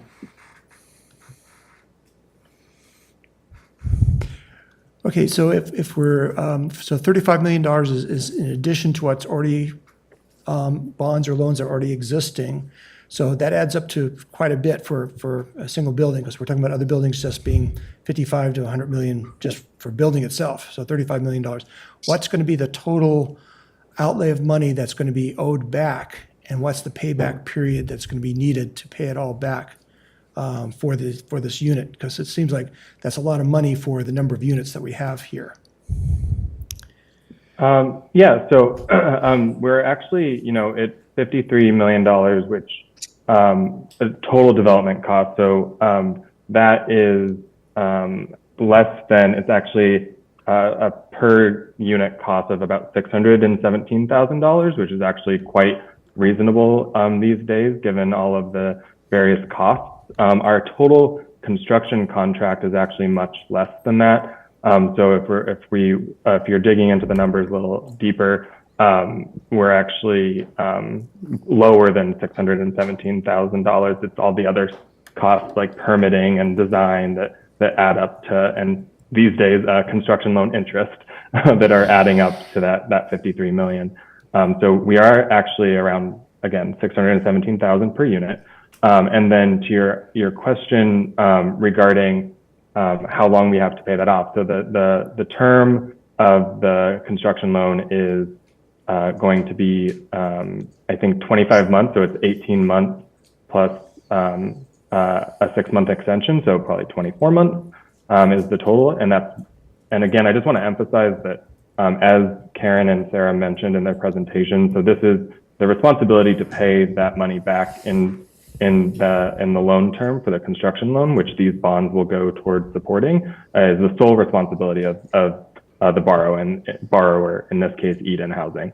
And the city has no financial or legal obligations or responsibilities with regard to the repayment of that debt. You are a partner in this project. You have about $12 million invested in this project already that we're going to be, again, that you approved in January to roll over to the new partnership. And so that was extremely helpful in getting us across the finish line and getting to the start line. But of this rehab for this sort of, like Karen mentioned, we had some dry rot issues on the north facade. The contractor who originally contracted the building actually went out of business due to lawsuits associated with construction. So we really want to make sure we can move this project forward and make it continue to have it be a habitable place for residents, and then add the additional benefit this time is we're adding an additional 6 units of housing. And I'd like to invite our city attorney in for comment. Thank you. I'm going to try to mention a few high points in case it helps, and I'm just sort of grabbing from the staff report and some of the other comments, but I think these are like key points for the council. One is that there were a couple of city notes, and has been mentioned, they're being rolled over into the new project. Those are loans, though, to the project, and those kind of loan terms have been important because as and when they're repaid, they go back into our affordable housing program. The other thing to note, as has been mentioned a few times very helpfully, and thanks for doing that, is that there's absolutely no city risk or responsibility, general fund money or any other monies related to the bonded indebtedness for the rehab. And the result, just sort of practically speaking, is going to be upgraded facilities, adding units, and I think this is key, extension. I mean, the reason why the city contributes these funds is for the affordability period. It's going to be extended for 55 years. So we're going to get upgraded facilities, addressing some issues that might affect the longevity and the safety of the buildings, and a whole new affordability period with the city's note and the city's affordable housing funding rolled over into the new refi, basically. And this is pretty common structure that we've done for a number of projects, and the reason why is it preserves the units in affordability, keeps them nice and habitable and safe for the residents. So hopefully that's helpful. That's my Thank you. Appreciate that comments. weighing in. Any other questions? Just one last one, because we already have about $12 million already invested in this property already. So this is actually a help to preserve that $12 million. And so it's not a risk situation for us for that 12 million is what I'm asking. Not necessarily. It doesn't change the risk. It does, it extends the repayment time, because it folds it into the new refi period.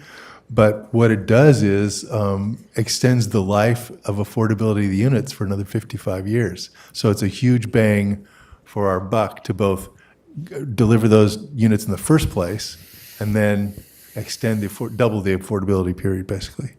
So Okay, good. And so without new city money.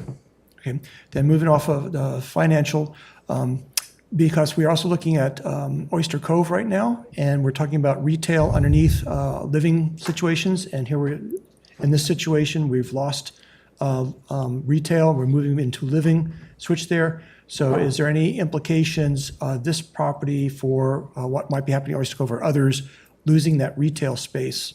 How we move forward with saying we like retail space underneath living or not? Is there anything there for us to be? I don't think so. There's been challenges in the downtown mixed-use developments, leasing them up. And other staff know better than I what has caused those challenges, but I know they're still there. If you look at the Theater Square, for example, which is the biggest redevelopment project that the city ever did, it's not fully leased up, even though it's a nice space and there's been a lot of benefits and there's lots of nice leases there. And I think the same has been true for these commercial components. And so since we have legal responsibilities, and since we have a shelter crisis that the council's preparing to renew, that declaration to provide housing of all different types, for myself, as far as I'm aware, and staff, please correct me if I'm mistaken, but it's just another plus in terms of the affordable units that result from the project. It's a creative way of utilizing retail space that has been very difficult, if impossible, to fill. Right, I just want to use that as maybe this is a lesson for the next set of developments that we're looking at, because we are looking at several mixed uses with retail below housing, and this situation is not working. We need to be thinking this as a lesson in those situations. That's all I'm referring to. Thank you. Thank you. And I had a couple questions on this too. In the case of the conversions, that's conversions to additional affordable housing, whereas in conventional development, we'd be talking about developing, if we lost commercial, we would be putting it into market rate housing. So I can see an incentive to gaining affordable housing like we're trying to achieve, whereas we might not be so flexible in a market rate housing environment. I think that's fair. And then the other point that was raised was that we have an investment in this property, and I think we can use the term investment broadly, but I don't know that it's an asset on our financials, that 12 million. Wasn't that more or less a cash into the project, a payment into the project that no longer appears as asset? Brian, maybe you can address where those fall in the city financials, but essentially it was the loans there was 3 loans that were provided for the property 20 years ago. So when we roll over those loans, we took the principal and the interest that is accrued to date, and that becomes the new principal balance moving forward. All right. So they're an asset we really don't intend to have revenue from. And since we want to keep the project running. Got it.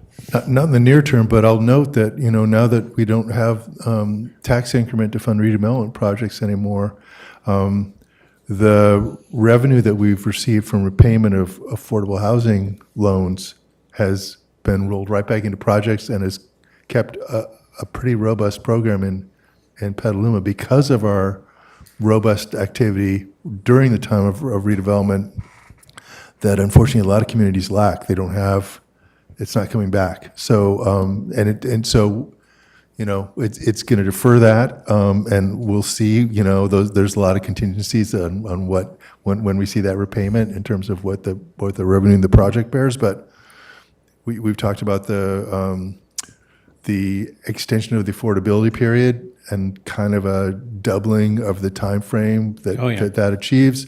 And again, just noting that for our program, I mean, really what's keeping it going, except for new grant funds, which our team has been doing a great job of securing, as you know, but except for that, these monies have really been important for our program. You make a very good point. Petaluma did so well during the redevelopment era. I mean, we owe a note of appreciation to councils who were engaged in that foresight at that time. Then the report also notes the 7.5% moderate income and 7.5% of the units to low income. That's moderate is 80 to the 120 AMI, is that right? And then low is 60 to 80. So in Petaluma terms, that's about $100,000 for, I think, is the AMI for a single. So that's in a 60 to 80,000 income range for this. So it's kind of an interesting mix point, and so I am off target. I apologize for that, and I'll pass to Councilmember Healy at this point.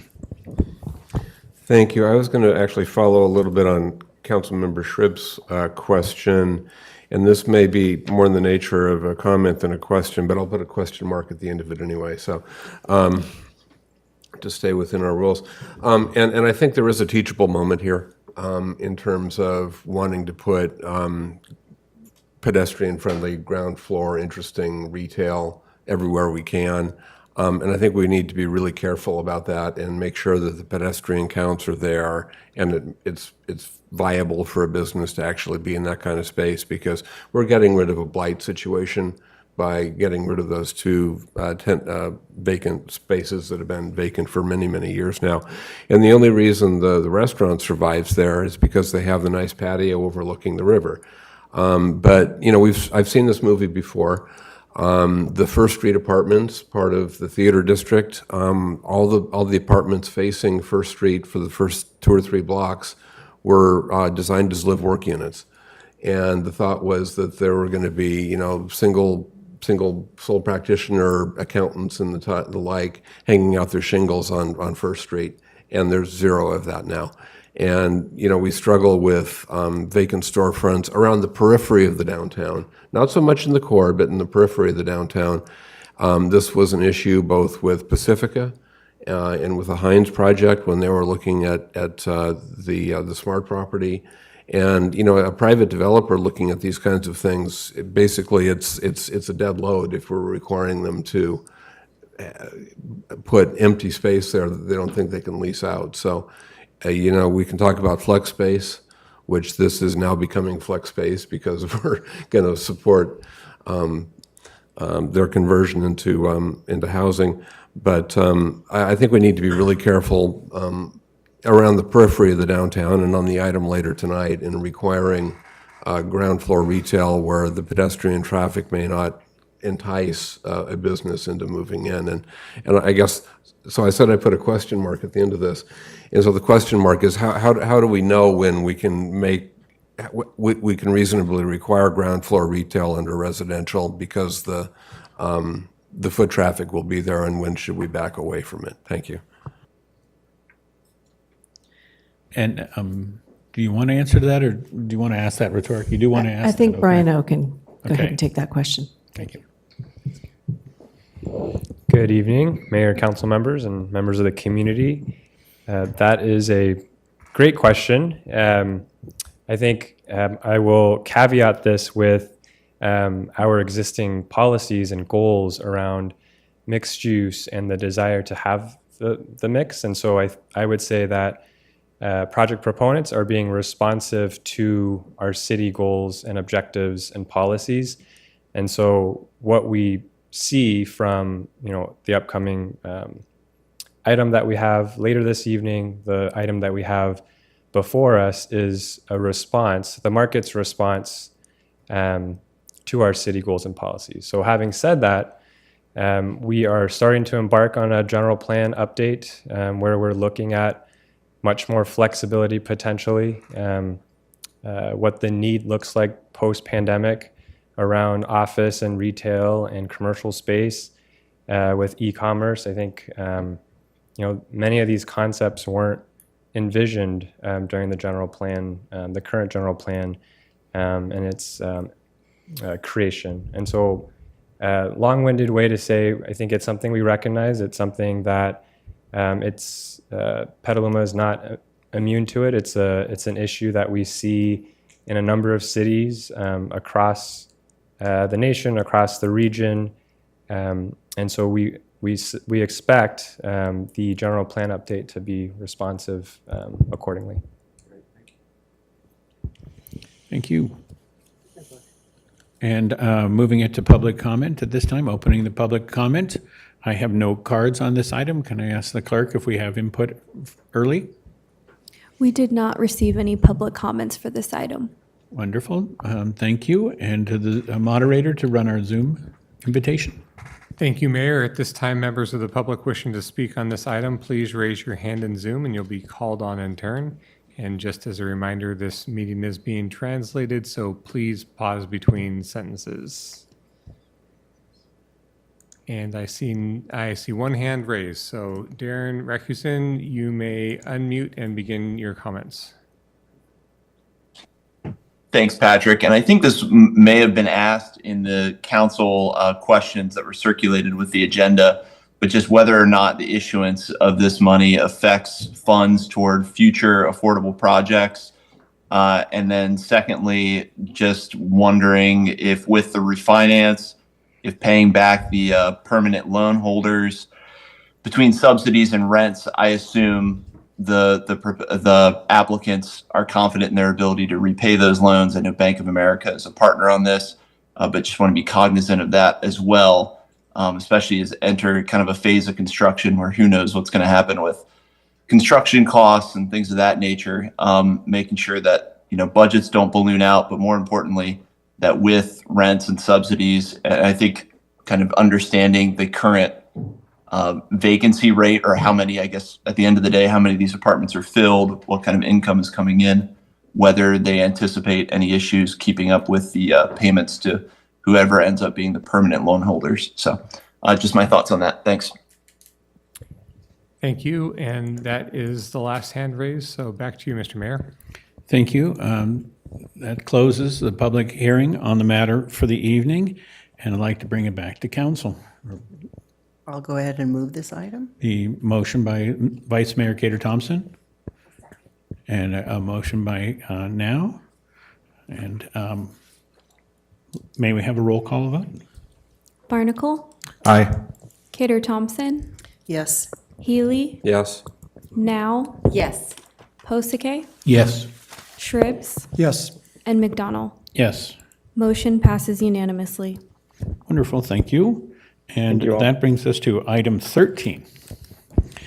An introduction, first reading of ordinance granting temporary and permanent easements, an adoption of a resolution granting a license for replacement of PG&E gas main facilities on the city's Schollenberger Park property, and making findings in accordance with Section 21081 of the Public Resource Code and Section 15096 of the CEQA guidelines, that changes or alterations have been incorporated in the project which mitigate or avoid potentially significant impacts of the project on the environment, and that those changes or alterations are within the responsibility and jurisdiction of the State Lands Commission as lead agency for the project pursuant to CEQA, and have been adopted by the Commission on August 17th.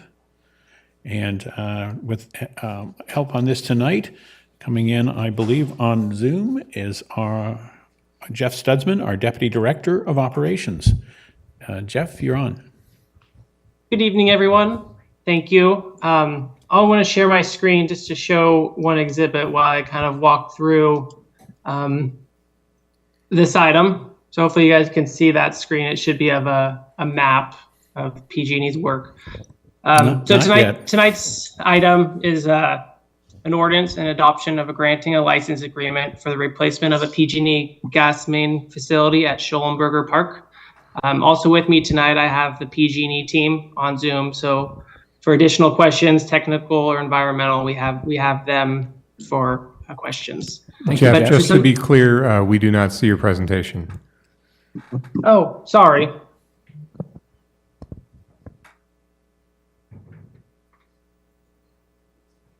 Thank you. Can you see it now? Yes, we can. Thank you. Thank you.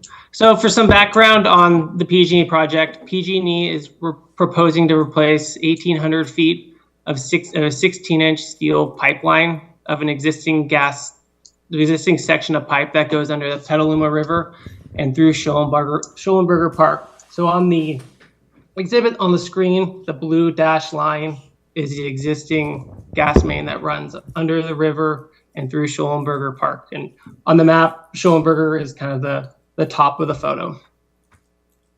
For PG&E to install the new line through Schollenberger, it requires a temporary and permanent construction easement from the city. So a section of pipe under the river will be installed via trenchless technology called horizontal directional drilling, and a section within the park will be installed with open trench excavation method.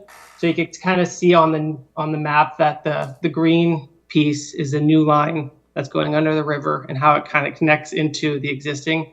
So it gives you a good overview of what the new work is and how it interferes or overlaps with the Schollenberger Park.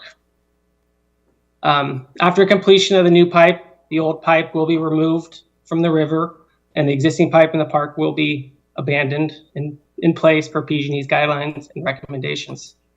For this project, State Lands was the CEQA lead and completed a mitigated negative declaration, an MMD. This was posted June 15th of 2023, and a 30-day review period closed July 17th. And then the California State Lands Commission approved this MMD at their regular board meeting on August 8th. So to get kind of into the specifics, PG&E's timeframe is really based around kind of their environmental window that was within the CEQA, the MMD, and it broke it out into two different phases. The first phase will start October 12th of 2023, which will include a portion of the replacement pipe that goes under the river and then temporary access improvements to be able to get into Schollenberger to do the work. And the second phase, which will start kind of a year from now in 2024 in August, will include the removal of the existing pipe in the river. The 6-month time frame that has been given will be enough time for PG&E to be able to complete the work on this critical project. During phase 1 and phase 2 of this work, the park will be closed to visitors. Staff has worked with PG&E to allow the park to be partially open on Saturdays and Sundays and holidays. The closure of the park will have impacts to the community, so we've been working on a robust public outreach to inform the community of the project and the impacts. Part of the outreach has been providing a community alternative options for recreational activities, such as Alice Creek water recycling. And staff has also been working with Petaluma Wetland Alliance to provide alternative locations for their docent classes. Staff has also been working with Point Blue to keep them in the loop of the project to make sure that their programs, specifically the STRAW program, doesn't get interrupted. So just overall, you can kind of see on the map, the pink is what we call as a temporary construction easement. It's the areas that PG&E needs to be able to get into Schollenberger and perform the work. One part that's kind of hard to see is that along the outer links of Schollenberger will be basically their construction access. And then the permanent easement will be wrapped around the blue and the green line for the permanent facilities that will require easements for their work. So that's what I have. I'll hand it over to Eric for additional comments on kind of the process that we've been working with PG&E on the lease agreements.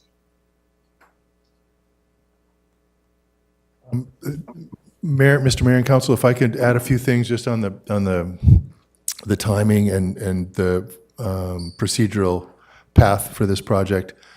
So as the council's familiar, Section 46 of our charter requires any time the city's conveying or receiving estates in land with a value of $3,000 or more, that we have to do that by ordinance.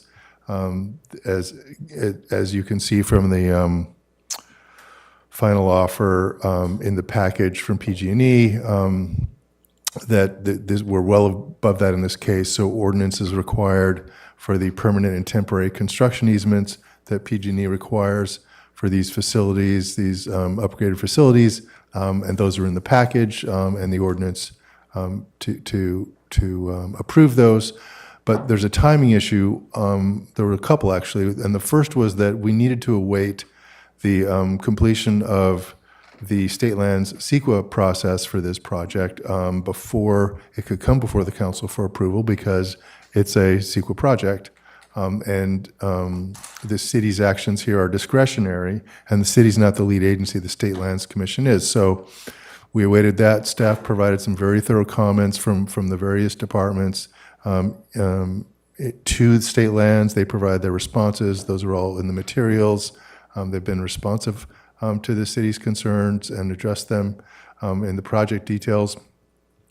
So we have been working with the PG&E team, legal and program, to stay on their timeline for about a mid-October start, and that has required the license that would give them a site, a resolution that would approve a site license that would take immediate effect. We've got a couple things to iron out in the risk allocation provisions in the license, and there's some flexibility that the resolution would grant the manager to, so that we can finalize that if you approve this action tonight.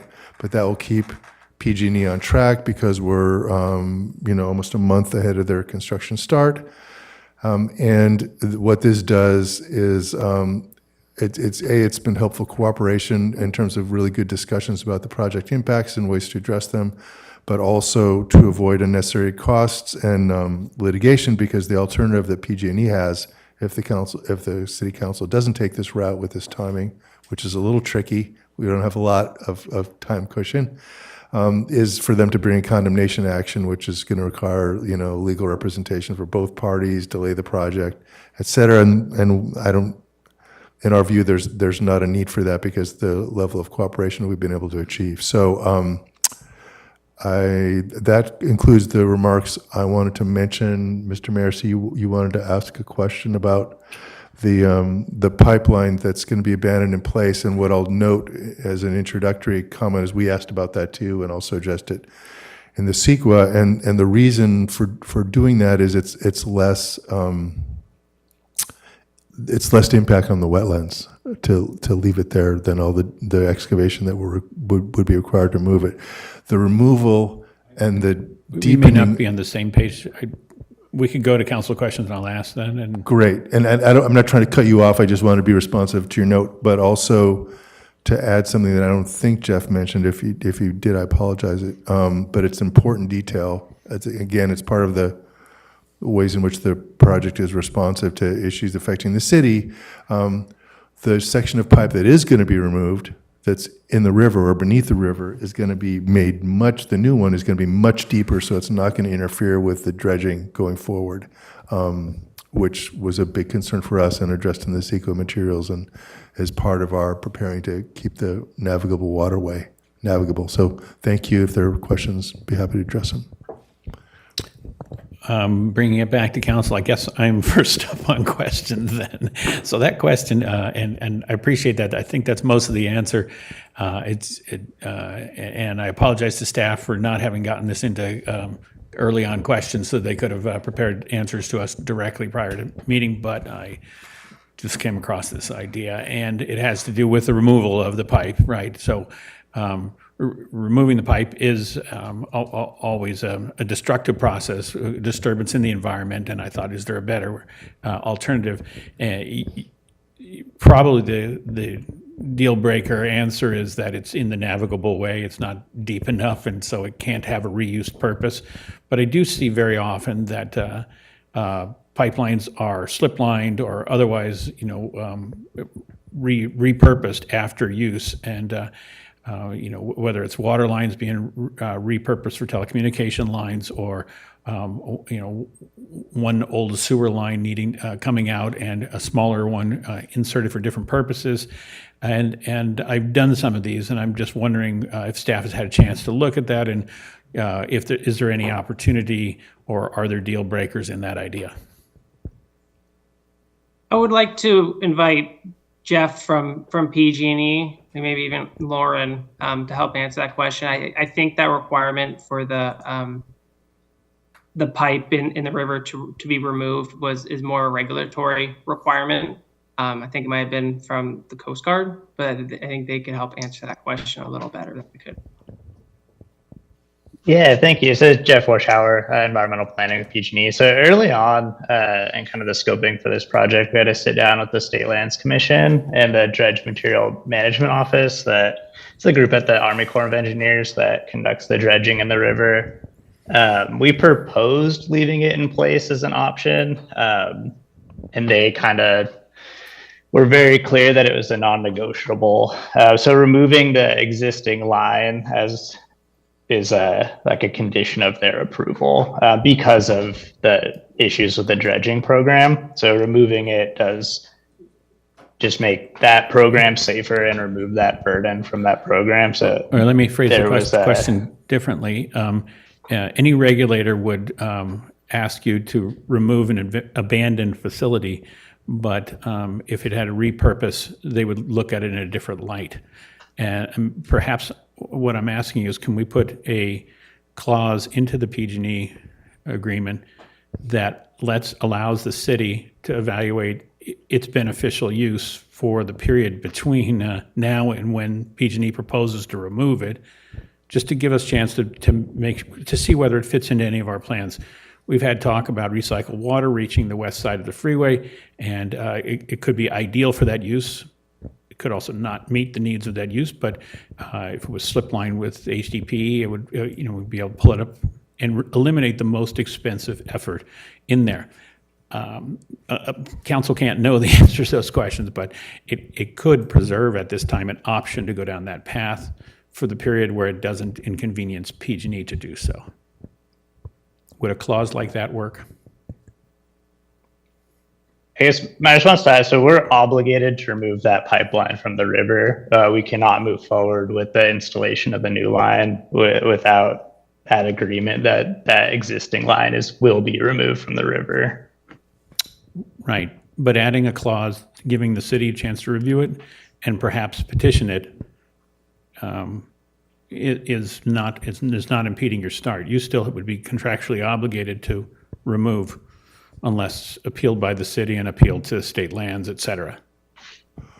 Well, I think what we're hearing, Mr. Mayor, is that it's actually a permit condition, so the work can't happen. Otherwise, I'm not, am I correct in that?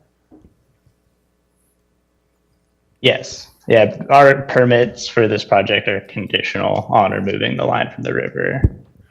Now, there's going to be some abandoned pipe that's in Schoenberger, not underlying the river, but I think your focus in terms of usefulness is on what crosses the river. But I think based on what we're hearing and what I was aware of before tonight is the removal requirement is critical path condition from I guess it's Army Corps. Is that right? Is the Yeah, it's the DMMO for the Army Corps. It's the Section 408 review from the Corps. Right. So the condition you're suggesting, Mr. Mayor, in this case, is tantamount to saying, is to the city seeking permission to fail to satisfy a critical condition for their permit. I would think that we could be clever in our writing and say that.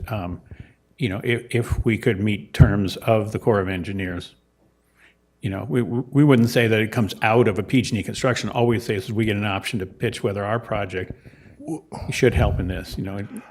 I'm not hopeful. I'm not trying to be argumentative, but I'm not hopeful of that because I've seen those conditions and discussion of them, and the key is the depth, and it's going to be much. I don't know. That's where we started this conversation. Is there a deal breaker? And it sounds like that's a deal breaker. Yeah, I really think so. I mean, and there's a big differential, and PG&E colleague, if you can clarify what that is. I've forgotten it. Yeah, I've done that. I understand it's- how that works. All right, I'll let go of the idea. Sorry. Any other questions from the council? Councilmember Healy. Thank you. I had a few questions here. First of all, this is only one of two PG&E gas transmission lines that cross Schollenberger Park and go across the river to transport natural gas into Marin. And I was wondering if there's any expectation that the second gas pipeline will need to be replaced at any time in the near future.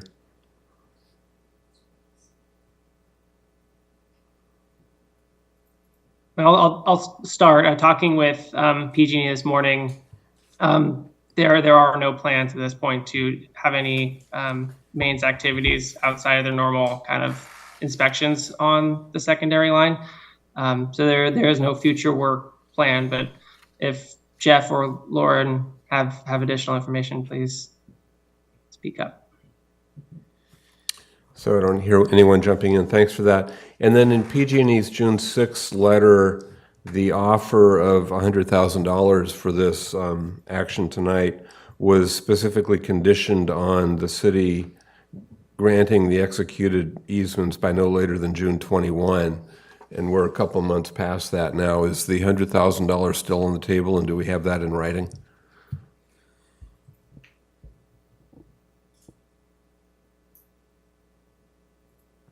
We don't have that in writing, and I guess that's a question for PG&E. I think, and the offer was updated several times because of timing issues. It seems like that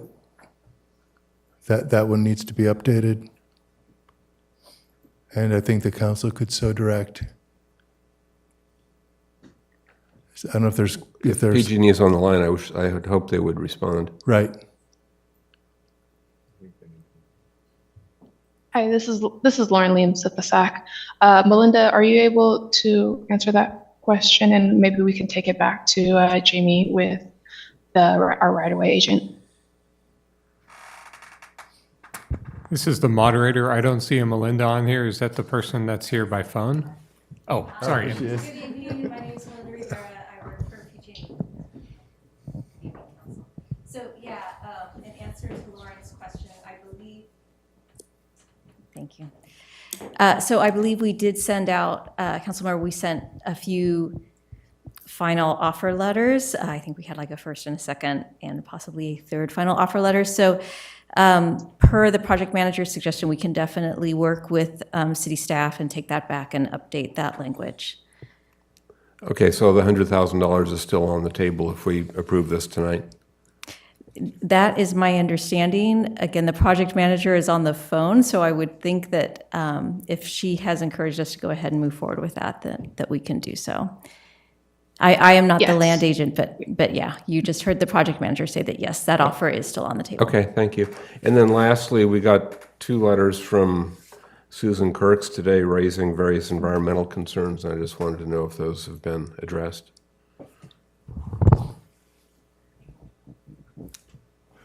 We have staff here tonight I didn't have a chance to review Ms. Kirk's submissions, but we have staff here who helped with reviewing the State Land CEQA document and the comments that we put in the record regarding that, so I don't know if it's possible to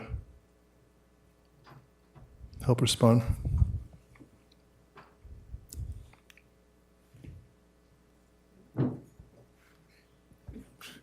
If you can, sorry for the pop quiz, Olivia.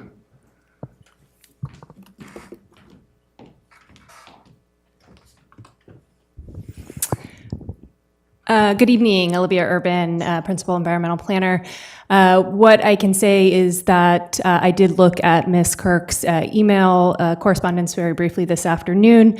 The CEQA document has, the public comment on that was opened and completed, and so the city has reviewed and provided comments to state lands, and those were addressed and has determined that the environmental was adequate. And so to open that or extend that this time was not what we had concluded based on that review. So there was several of the concerns that Ms. Kirk raised were in regards to the environmental considerations, and all of those were appeared to have been adequately addressed in the mitigated negative declaration that was certified by the state lands. Okay, thank you. Councilmember Posake. Thanks. I just wanted to add, because no one else has mentioned it in this little discussion, that it seemed to me that her major issue was taking down the exclusion fence for the harvest mouse between these 2-3 month episodes of work, and then she also provided a note, an email she got back from I think it was State Fish and Wildlife, where they said, yes, it would be our recommendation to take this down. I don't know if it's already been added to take it down or not, but. I can add also, so the Department of Fish and Wildlife is, as the city is a responsible agency in issuing discretionary review and permits, and they have filed a notice of determination that is posted on the State Clearinghouse, which indicates that they have similarly reviewed the mitigated negative declaration and made a determination that they can issue their permits based on the information in that document. So hopefully that helps as well. This is Jeff Warshauer from PG&E. I can also confirm we would take down that exclusion fence between the two phases. So I think that kind of helps relieve that issue. Thank you very much. And any other questions? Councilmember Shribs. Okay, just as a check on the actual events, I know we talked about the pipeline itself, but having worked out there for several years, pulling weeds and the like, I've been watching the new pipeline across the river that was installed. So I assume that this is connecting up with that new pipeline that was put in, I guess, a year or two ago. Is that correct? That would be a question to PG&E. Yes. I'm unsure of the pipeline that was installed a year or two ago. Do you know exactly where that was? Basically, right at the end, where you're coming up into the old line, right there, and going down south to Novato. I observed there was lots of new pipeline that was laid into the ground at that time, because some of the pipes there was a leakage down there a year or two ago that was all repaired up. So I assume that's the same line. Correct. Jeff Stutzman, are you able to bring up that slideshow again? Yes, I can. Give me one.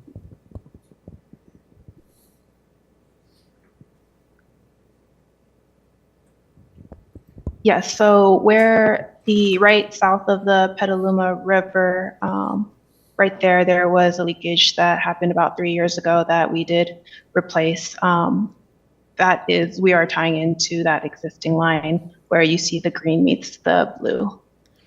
Okay, good. Just as a check on that, because the old line, there is a bunch of pipes that come out, not in Schollenberger, but in Ellis Creek, right there. It's not quite on the map. It's a little bit to the, I would say, the south of where that line is, but there is some pipes that come out of the ground that basically looks like backup pressures or ways to get into the line.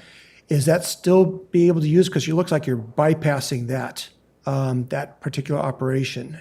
And with that platform and metal, and all that metal that's sticking up out of the ground, will that be removed? Because that's right part of the wetlands right there.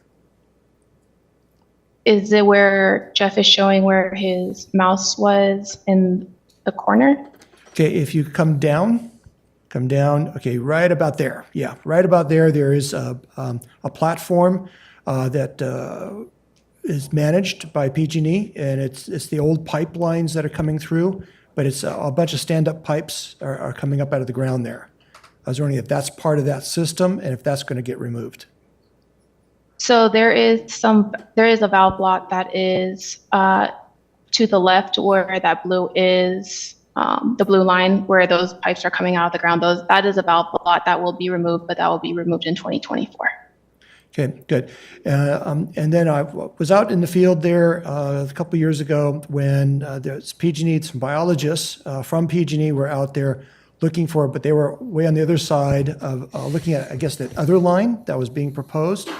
So I assume you also have the biological studies have all been surveyed, that the same types of folks have already all surveyed this area in the same way that those folks were then, this is a new survey that was done recently. Yeah, we've surveyed the park a lot of times for the project, working with the agencies on the permits. There's also been surveys ongoing throughout the course of this year. CDFW and the United States Fish and Wildlife Service both require protocol of surveys for preparing to do jobs like this. So I don't know the exact cadence, but at least once or twice a month, we've been looking at these sites pretty much all year long. So we're very aware of the species that are there now and historically. Good. So just as a check, so Susan Kirks is bringing up specific species, the clapper rail, saltwater harvest mouse. Have any of those species that she was identifying actually been found in the area that's going to be worked? By the surveyors? Absolutely. So they're present in Schollenberger. We're well aware of it. A lot of the timing for this project is aimed around those allowable work windows. So I believe there's some concerns with phase 2 stating like August. So that August potential is on the south side of the river, further away from habitat for salt harvest mouse and black rail. So if our biologists confirm that there isn't nesting on the south side, that's when August would come into play. You really can't work in Schollenberger until after 9/1 because of the rail issues. It's awesome that they're there. It's really important to have that habitat. So we're going to respect those work windows, and our bios will be out there full time, monitoring and surveying ahead of time. Okay. One of the reasons I'm asking, because the saltwater harvest mouse, we haven't gone out and surveyed it ourselves. But there was some time that we did some clearing, and I think they may have spotted one mouse possibly was identified by a biologist working with the mowers. And so it'd be really nice to actually have positive evidence that the saltwater harvest mouse actually exists in this area, because we've created all this habitat. It'd be really nice to have those numbers. So do we actually have survey numbers that the saltwater harvest mouse is actually there? I can check with our biologist and see if we have any positive IDs. We're happy to share that information. I can't recall off the top of my head. And then, of course, if we saw one when we're out in the field, we'd relay that information to the city. Right, because that section of the Schollenberger was designated as a saltwater mouse habitat, and so we've worked on it, and I'm personally working on it myself, clearing out weeds, maybe possibly planting. So it'd just be nice to have that information if that surveys have been done. And we know we're making progress and could do more work than in that area. That's all the questions I have. Thank you. Thank you. And one more, sorry. Last one, I forgot. Just the pipes going underground, since they're going 60 feet, is most of the equipment basically going to be at the front end and back end of where those points are, and not much actually between the lines above ground, so that we don't have to worry about benches or kiosks or other things getting disturbed out there, unless, do you need to disturb anything for the trucks coming in and out? I'm going to have Joe Granquist, our construction, answer that one.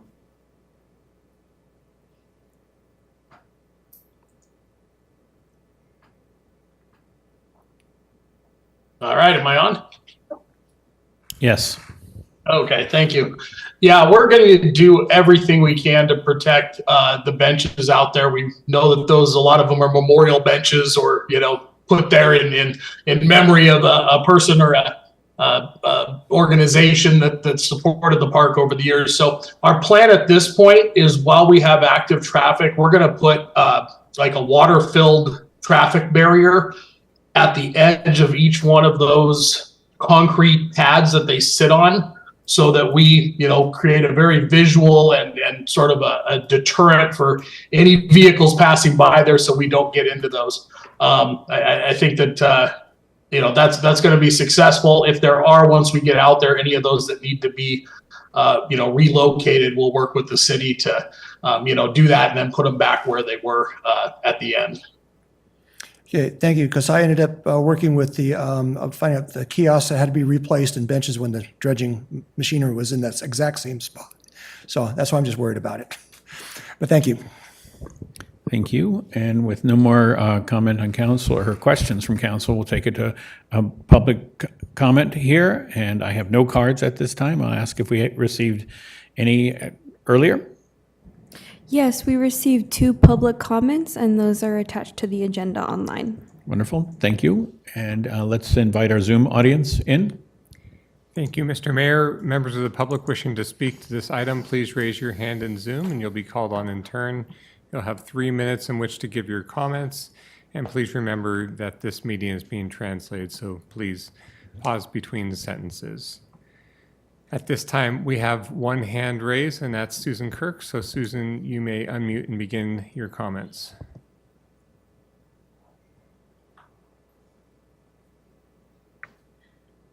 Hi, good evening, Susan Kirks. I want to thank Dr. Posake, Councilmember Posake, for raising the question that was unanswered, for which we received a response from California Department of Fish and Wildlife today. They were kind enough to give their response. So that was the question about the exclusionary fencing for the salt marsh harvest mouse. And I appreciate that the person from PG&E responded to that. And I'm representing Madrone Audubon in our submission of comments and the questions that were raised. And, you know, this was the first that we learned of the project. So we don't really monitor different clearinghouses or places for projects and environmental reviews, but of course we take environmental impacts at Schellenberger Park very seriously. And I appreciate the mention about the Black Rail, the Ridgeways Rail, which used to be named Clapper Rail, and the Salt Marsh Harvest Mouse. And I would just say, for the benefit of the council, that when you see pickleweed anywhere at Schellenberger, Almond Marsh, if it's over at Ellis Creek, you must assume that the Salt Marsh Harvest Mouse is in residence there. They're very difficult to survey, and generally surveys are not carried out. You definitely don't want to do any kind of trapping any longer, and the biologists for PG&E know this. So I appreciate that we were able to submit a comment, which I don't think the last one made it into the city's agenda, because we submitted a comment and then a supplement to the comment, and then we submitted a supplement 2, which is what Dr. Posake was referring to. So thank you again, Councilmember Posake, for raising that issue. And we were not asking for the environmental review to be reopened, but we reviewed what was available and we raised concerns and questions, because these are very, very special protected species that need the kind of level of mitigation for a project like this. And then lastly, I would just say I raised a question about the city of Petaluma providing, and PG&E supporting that, providing some kind of alternative for all of the visitors who are going to learn about the park being closed during the weekdays. Where will these people go? They shouldn't all be shoved over to Almond Marsh or Ellis Creek. That's just too many people in those 2 locations. So I think that probably concludes my comments, except that I would like to. Thank you for your comments. Your time has expired. And that is the last speaker, Mr. Mayor. So back to you. Thank you very much. That concludes public comment on the item for the night. And I'd like to note that our vice mayor is up on her biology impacts. She leaned over during Councilman Posake's comment, or Councilman Shrib's comment, and said, everywhere there's pickleweed, of course you have to account for that. And so make that assumption. So that was good insight. Thank you. And you had a comment? Well, my comment is working on building the Ellis Creek recycling facility. The pickleweed was, and salt harvest mouse and the clapper rail, all of this was discussed, you know, and how it was going to be impacted and where it was. I'm kind of surprised to hear the clapper rail, which is a different name now, is in Schellenberger, but it is definitely at Ellis Creek. I've seen them before. And so, and then there's this one trail that's completely closed because we have to stay away from the nesting with the clapper rail, but it seems like it has just moved like any bird would. And so just want to reiterate that a lot of this biology was done. Did you wish to during make a motion? With Ellis Creek, and I will make that motion. Okay, Councilmember Healy? Number 13. So I'll second that, and I wanted to raise an issue that's kind of coloring outside the lines a bit. Since this is $100,000 in essentially found money, and the primary impact is on one of our most beloved city parks, I'm wondering if the council would like to direct that this $100,000 be directed to park improvements and ask the Park and Rec Commission for recommendations on how to program it for more projects going forward. So if there's interest in that, I would make that as a friendly amendment. And would the staff like to weigh in on that? We go with that? I want to weigh in on a couple of other things, and that's something we can implement. I think ultimately it's the budget that really implements that, but the council can certainly give that direction. I want to note that we need to, if the council's willing, I failed to update, in the other updates I failed to update the date reference in the resolution from the September 11th meeting to this one, which is September 18th, so we should make that correction. And also, I believe Councilmember Healy raised in reference to the $100,000 that the council's action is conditioned on that offer still being in effect. So that we should have the record reflect that too with respect to the council's action. Thank you. So those are two friendly amendments that are coming in?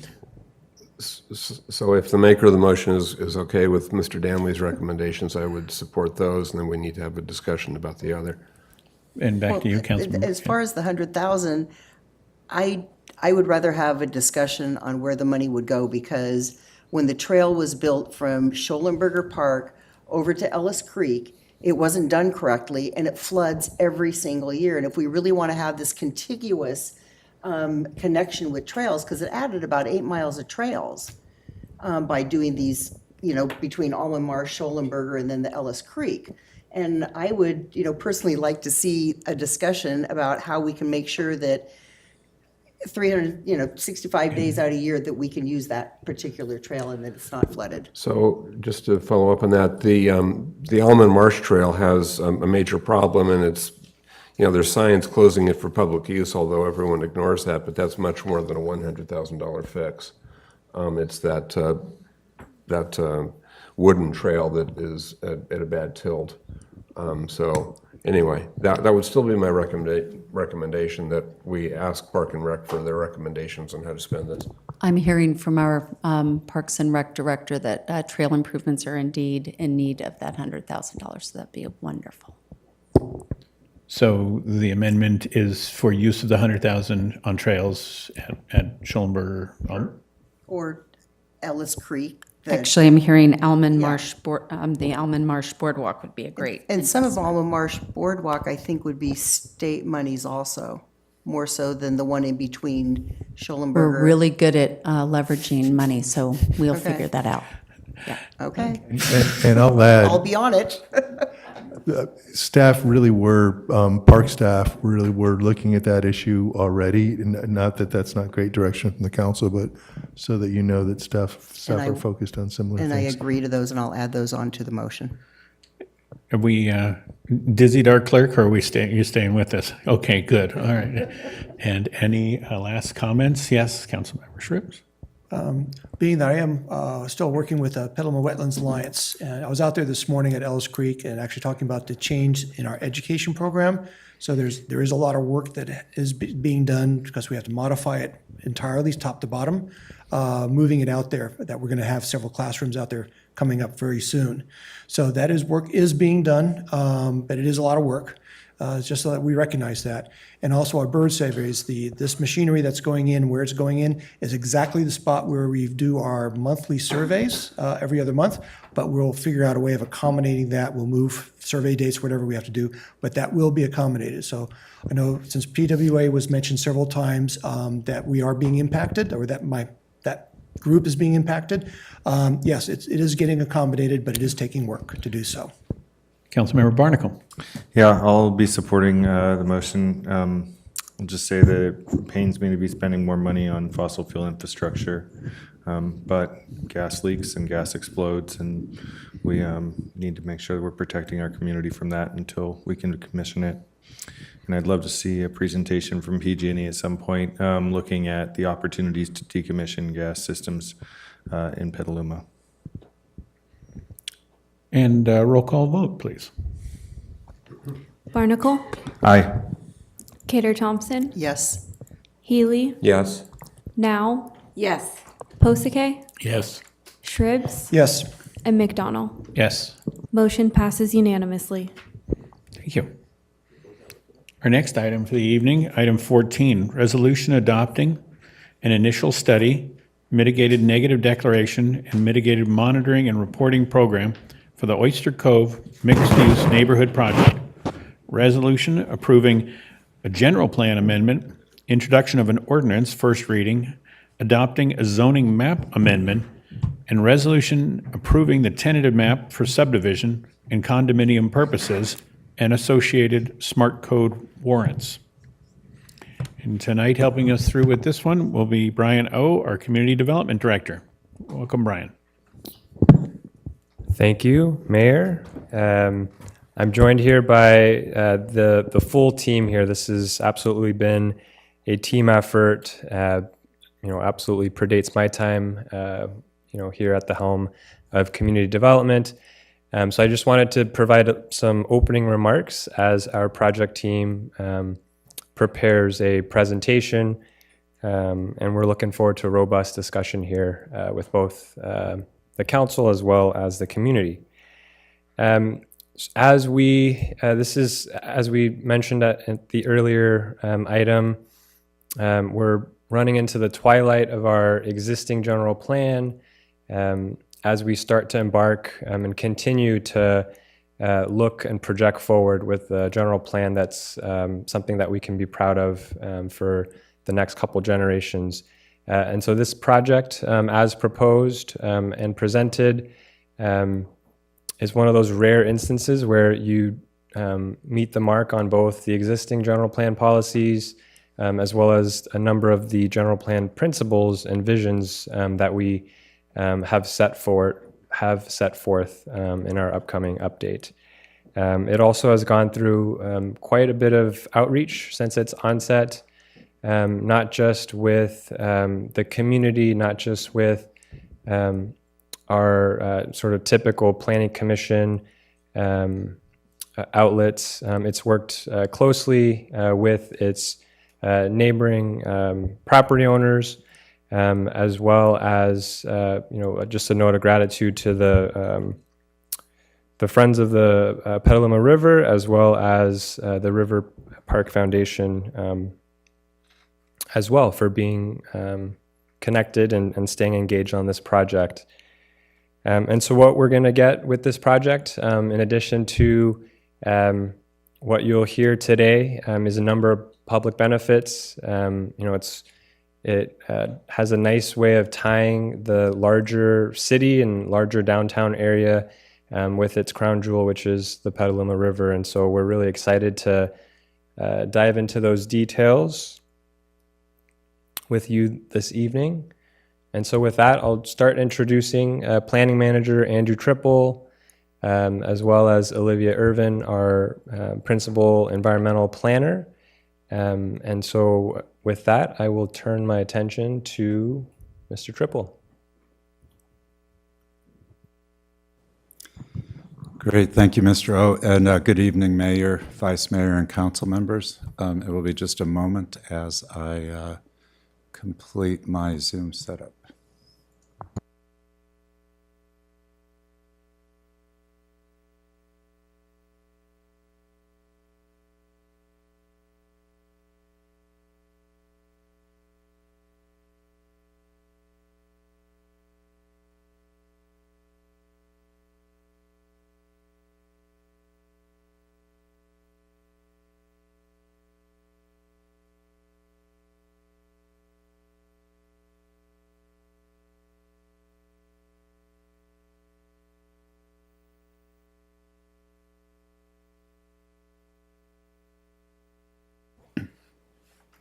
Okay, great. Thank you for your patience.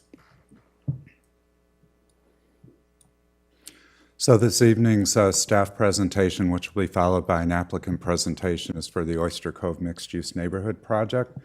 It does include the initial study mitigated negative declaration, a general plan amendment, zoning map amendment, and a tentative map for condominium purposes and associated smart code warrants. So the agenda for this presentation will talk a bit about context, move on to a summary of project information, summarize CEQA for the council, review the findings for general plan amendment as well as the zoning map amendment, then followed by the tentative subdivision map and staff recommendation. So in terms of context, there's a variety of principles and concepts that guided development of this project's design for the Phase 1 entitlements that will be familiar. They include smart growth principles, transit-oriented development, 15-minute neighborhoods, which is current discussion that we're having as part of the general plan update. Then, of course, the general plan update itself and the sixth cycle housing element. The Oyster Cove Mixed-Use Neighborhood Project is identified and listed as a pipeline project in the sixth cycle housing element.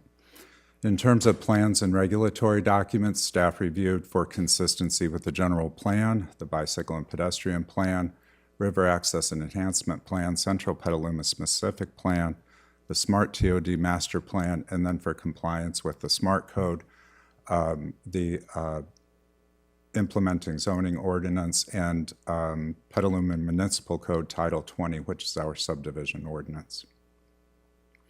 The Phase 1 entitlements, as we previously indicated, include the MND and MMRP, mitigation monitoring and reporting program, a general plan amendment to change the land use designation to mixed use for a 1.86 acre portion of the project site, as well as a zoning map amendment to rezone to urban center T5, which is required for implementing the proposed general plan amendment. And then a tentative map for subdivision and condominium purposes over the entirety of the 6.13 acre project, as well as associated smart code warrants, which include removing the required Hopper Loop Road, modifying the minimum ground floor ceiling height requirement if needed, a modification to allow commercial activity within the 30-foot ground floor space depth if needed, a reduction in minimum lot size, width, and depth if needed, a reduction in the minimum required main body width if needed, elimination of the required private open space, and modification of the parking location requirement. Phase 2 entitlements, which would be a future phase, would be the site plan and architectural review to be conducted by the Planning Commission. That would include approval of the site plan, review and approval of architectural design, as well as proposed materials and colors, preliminary landscape plan approval, proposed signage, wayfinding, and other aspects of site design as necessary and appropriate. Project milestones after the project was submitted on March 31st of 2022. A variety of reviews were held. The project was deemed complete in November of 2022. The MND was published in April of 23. Planning Commission meeting was a public hearing to make recommendation to the council was held on May 9th of this year. And then additionally, Planning Commission held a public hearing on May 23rd to approve a general plan conformance determination for a land exchange, which we'll be discussing. So the project site, as I mentioned, is comprised of 3 parcels totaling approximately 6.13 acres. Those parcels are located surrounding the McNear Channel and adjacent to the Petaluma River, fronting D Street as well as Copeland Street.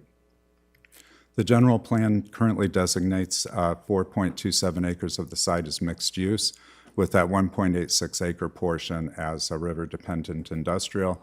And then the current zoning also is implementing the general plan land use designations. As we can see here, the project site is a very rich environment, including proximity to downtown Petaluma, the SMART station, It's an employment-rich site, as well as providing commercial retail goods and services, restaurants, cinemas, museum, as well as a variety of outdoor amenities, including the River Trail, Steamer Landing Park, the future Petaluma River Park, and then is well supported by the schools within the area. So the general plan land use, as we can see here, this is the approximate 1.86 acre site.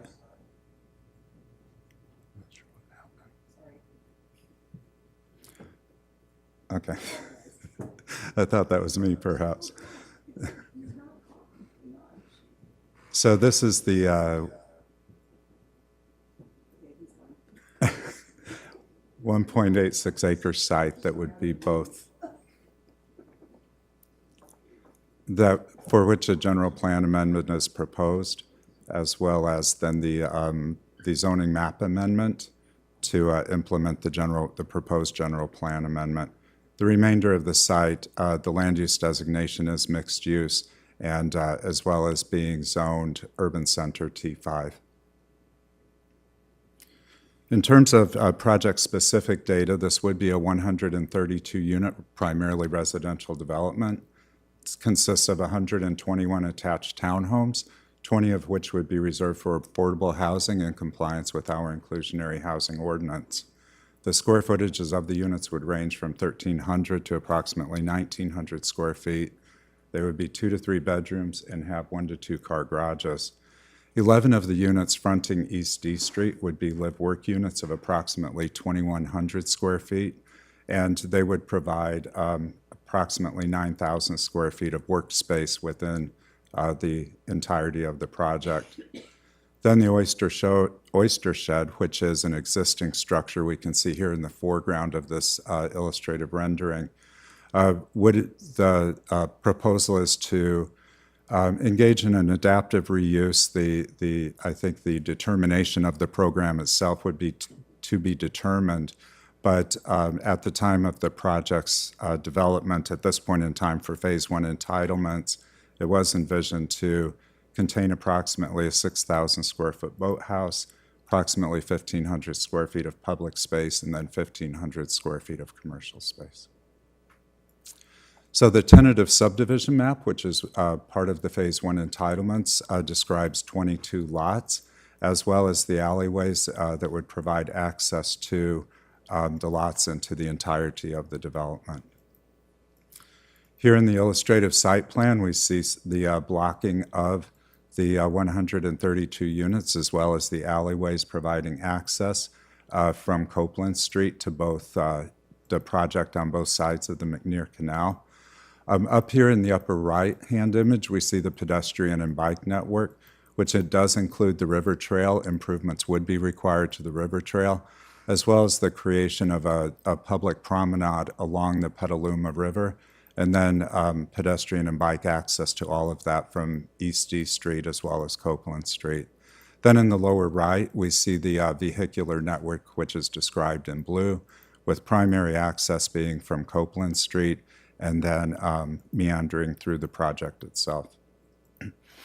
So the project does offer a variety of public benefits, as Mr. O indicated, including the multi-use promenade along the Petaluma River, the multi-use path on East D Street with a dedicated bike lane, 20 new affordable housing units, a new signalized intersection at East D Street and Copeland Street, which would support pedestrian and bicycle movements in a safe manner, new on-site parking, which would be developed to support Steamer Landing and Heritage Center, adaptive reuse of the Oyster Shed as a public amenity in part, then again improvements to the river trail, improved access to Steamer Landing, and the future Petaluma River Park, as well as at the time of development of the staff report, approximately $2.7 million in development impact fees, in addition to the public infrastructure that would be developed by the project.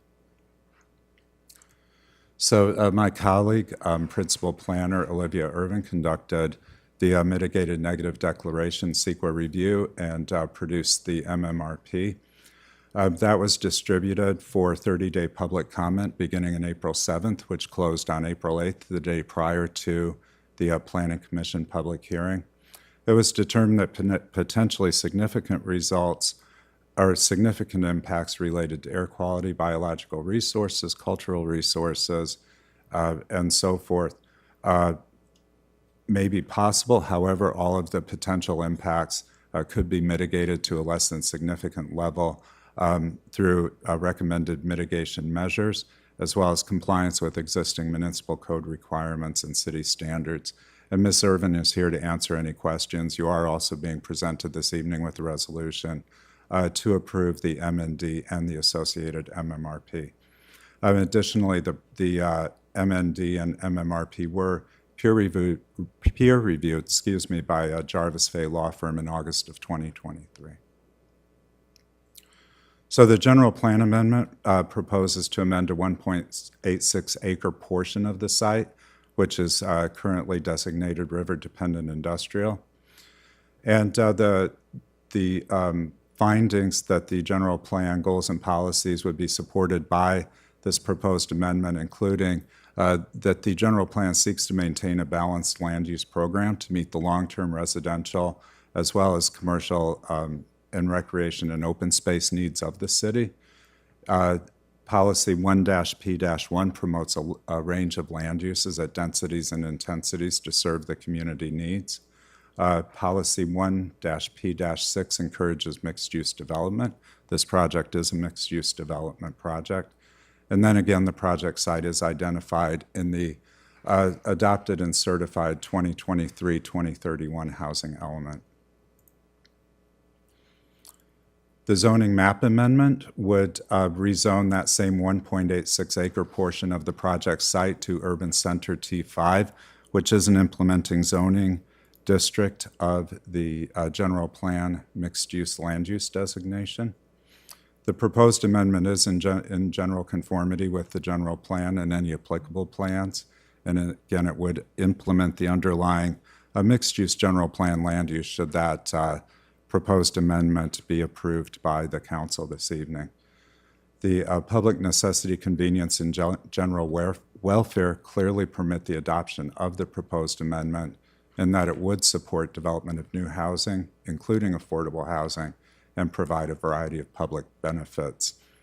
Additionally, the amendment would result in a single zone for the entire parcel of land and would allow for one set of rules to be applied to the entirety of the site. And so then the tentative subdivision map shown here again reflecting the 22 lots that are included in the proposed project. Policy alignment and findings. The proposed tentative subdivision map is consistent with the general plan and the bicycle and pedestrian plan. It's consistent with the Petaluma River Access and Enhancement Plan, as well as the Central Petaluma Specific Plan with regard to land use, community design, public space and river access, and circulation. It's also been reviewed and found to be consistent with the TOD Master Plan and is in compliance with the SMART Code as amended in 2013 and Title 20 of the Petaluma Municipal Code. And so the warrants that are requested, the warrant is a process that's incorporated into the SMART Code, and it's intended to provide flexibility to help projects achieve the intent of the SMART Code. And so applicants can request warrants to enhance flexibility as they seek to meet the intent of the SMART Code, which is to ensure that dense, walkable, well-designed projects, especially infill projects adjacent to our downtown area, are achievable. And so the request for removal of the Hopper Loop Road requirement is related to the Hopper Loop Road, which is currently proposed in the thoroughfare plan of the Central Petaluma Specific Plan, and that actually runs on top of the river trail to the north of the McNear Canal. So removal of that Hopper Loop Road requirement would result in maximizing the utility and usability of the waterfront for both pedestrian and cyclists, as well as reducing overall impervious surface adjacent to the Petaluma River. Essentially, we would go from a minimum road width of about 32 feet down to a multi-use path of about 10 feet of paved surface. A modification of the minimum ground floor ceiling height This would help in designing the project units, especially the live-work units adjacent to East D Street. And then the modification to allow commercial activity within the minimum 30-foot ground floor space depth if required. A reduction in the minimum lot size width from 18 feet to 16 feet and depth from 80 feet to 36 feet.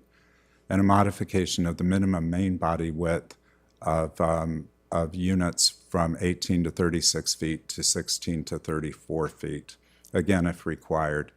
And then finally, elimination of the private open space requirement for townhouse building types. This would help to maintain appropriate project density and mix of uses. And it also accounts for the large public park spaces adjacent to the site, as well as in general the site's proximity to other recreational and open space opportunities in the downtown area. And then finally, a modification to the parking location. This would allow tandem parking in garages within certain units in the project. Of note, and this relates to the general plan conformance determination that was approved by Planning Commission on May 23rd. The project, in order to implement the required emergency vehicle access easement from Hopper Street, which is a required secondary point of emergency vehicle access established by the fire marshal and fire chief, necessitates a land exchange between lands owned by Vulcan Land or by Vulcan Shamrock, which is currently located here, where the river trail passes over Vulcan-owned property on its way to Hopper Street, in exchange for a smaller portion, less than half this size, that is currently owned by the city, but is operationalized for use by Vulcan adjacent to McNear Canal.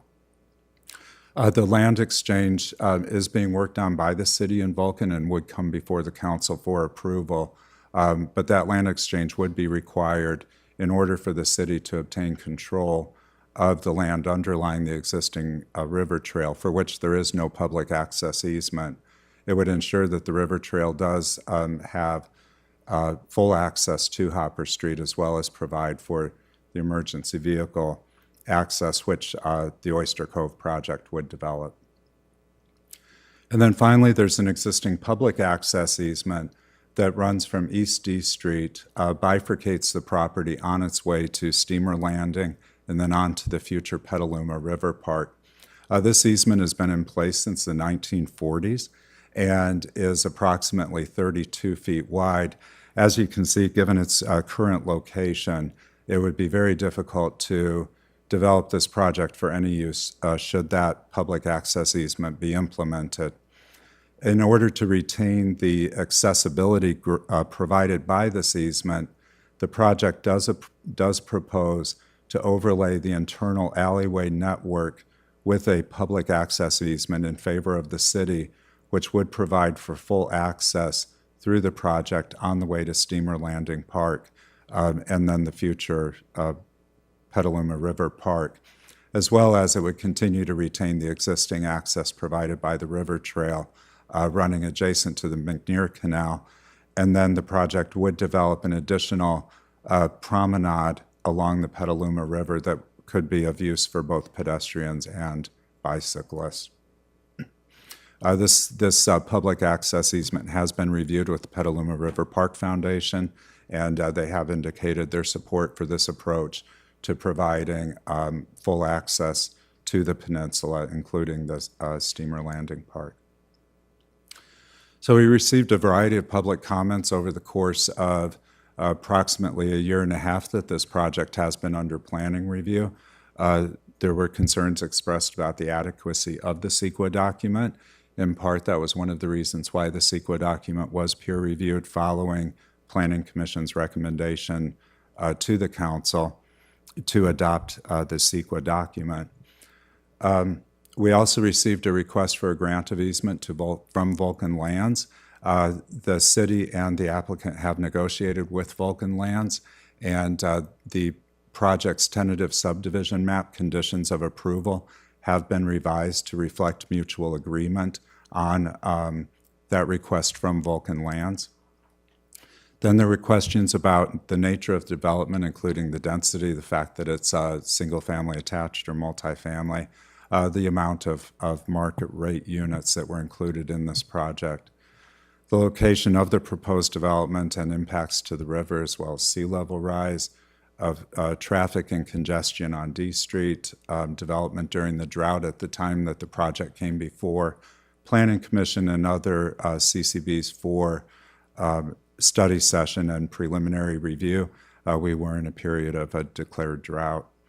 And then as we're familiar with the increasing urbanization of the Petaluma community, especially concerns about downtown infill.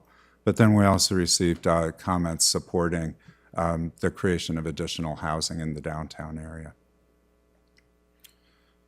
And so finally, one last to note about public comment. I believe there were 2 public comments that were published to this evening's agenda that were received recently, and both were in support of the project, primarily because of the benefits of housing being developed in the downtown area.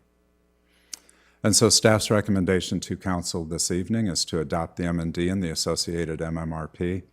We recommend to council approval of the general plan amendment, and also that the council approve first reading, introducing an ordinance to adopt a zoning map amendment, and then also to approve the tentative subdivision or tentative map for subdivision and condominium purposes and associated smart code warrant requests.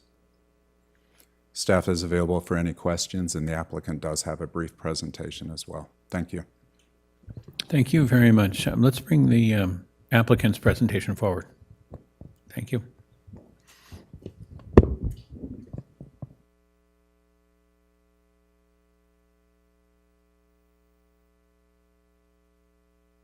Thank you. All right.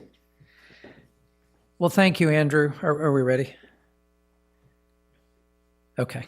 Just want to make sure. Thank you, Andrew, and good evening, Mayor, Vice Mayor, council members. And we would like to thank Andrew and the staff for their diligent work on the Oyster Cove neighborhood, as Andrew said, over the last year and a half. And this includes helping resolve the easement issue with our neighbor that you're aware of, where all parties are now in agreement. Next. So tonight I'm going to be going over the proponents quickly, the setting, and the vision. This is an abbreviated version of the presentation that we gave to Planning Commission in May, the night that we received a unanimous recommendation for approval. Next. So the proponents are first the Lynn family. They are selling the property and they will not be the developer. Urban Mixed was chosen by the Lynns as the preferred developer. And tonight we have Keith McCoy and Scott Ward here to answer your questions if you have questions for the developer. And then the consultant team. Again, I'm Barry Long with Urban Design Associates, and we were the lead for community engagement and planning. CBG, our civil engineers, are in attendance tonight, and that would be Angelo Obertello. So if you have engineering questions, he's here to answer those. And then Ripley Design are our landscape architects. Next.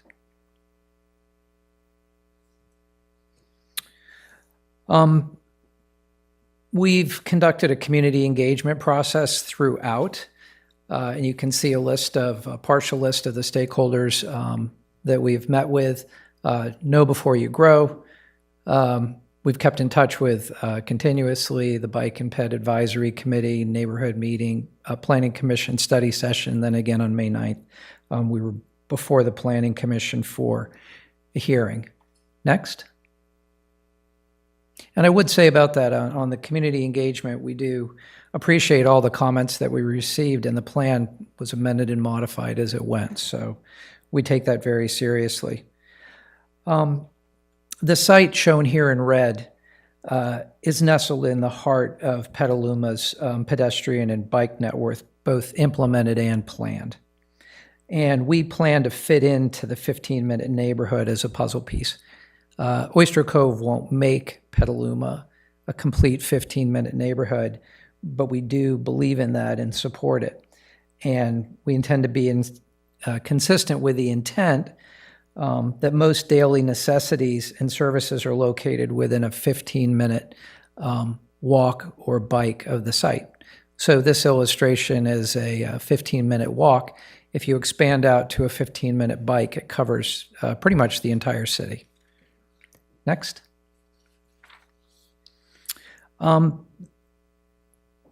The Oyster Cove site represents, I think, as we've already heard, a really important missing link downtown between the Transit Mall, the Smart Station, and D Street to the northwest, and Steamer Landing and Petaluma River Park to the southeast. We know there's the city's trail connection today, but it's a little tentative, and we believe that the planning that's gone on and the plan that's proposed could significantly improve that.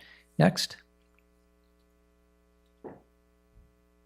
So the vision is to integrate smart growth principles, as Andrew said, as we create an activated waterfront destination. Next.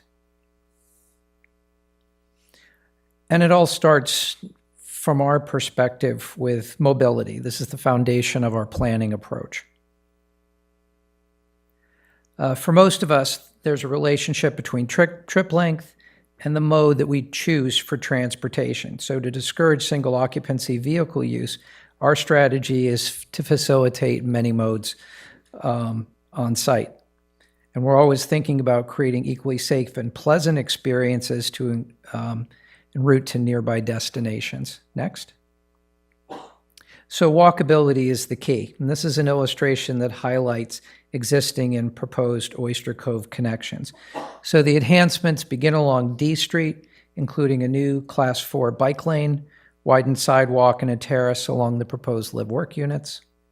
From there, a new 12-foot wide multipurpose path will extend along the riverfront to provide access to the parks. The icons shown here in blue, the blue pins, indicate gateway signage locations for the parks, plus bike parking, and then winding throughout the entire site, we have a public sidewalk network, and that's represented in yellow. I mean, we've added a tot lot in the magenta color in the upper corner with views looking down the McNear Canal. Next. And that ped and bike network is complemented by an access and fire safety network. So there are no internal streets and thus no on-street parking. And we said before Planning Commission, and we've said before in conversations that we've had with folks here locally, that in our work, and we have a national urban design practice, it's almost unprecedented that we have a project without any new streets. But this is a project where we don't have any new streets proposed. So the lanes are going to facilitate access, service, fire protection for residents, access to the Heritage Center and the two parks. And cars in this plan are kept off the waterfront. Next. This is a vision for the neighborhood, and we have taken a step back, I think, as we've gone through the process in our approach to architecture and considered now 3 stylistic approaches that we believe could be appropriate for the site. On the left is an industrial style, in the center modern, and on the right traditional. Next.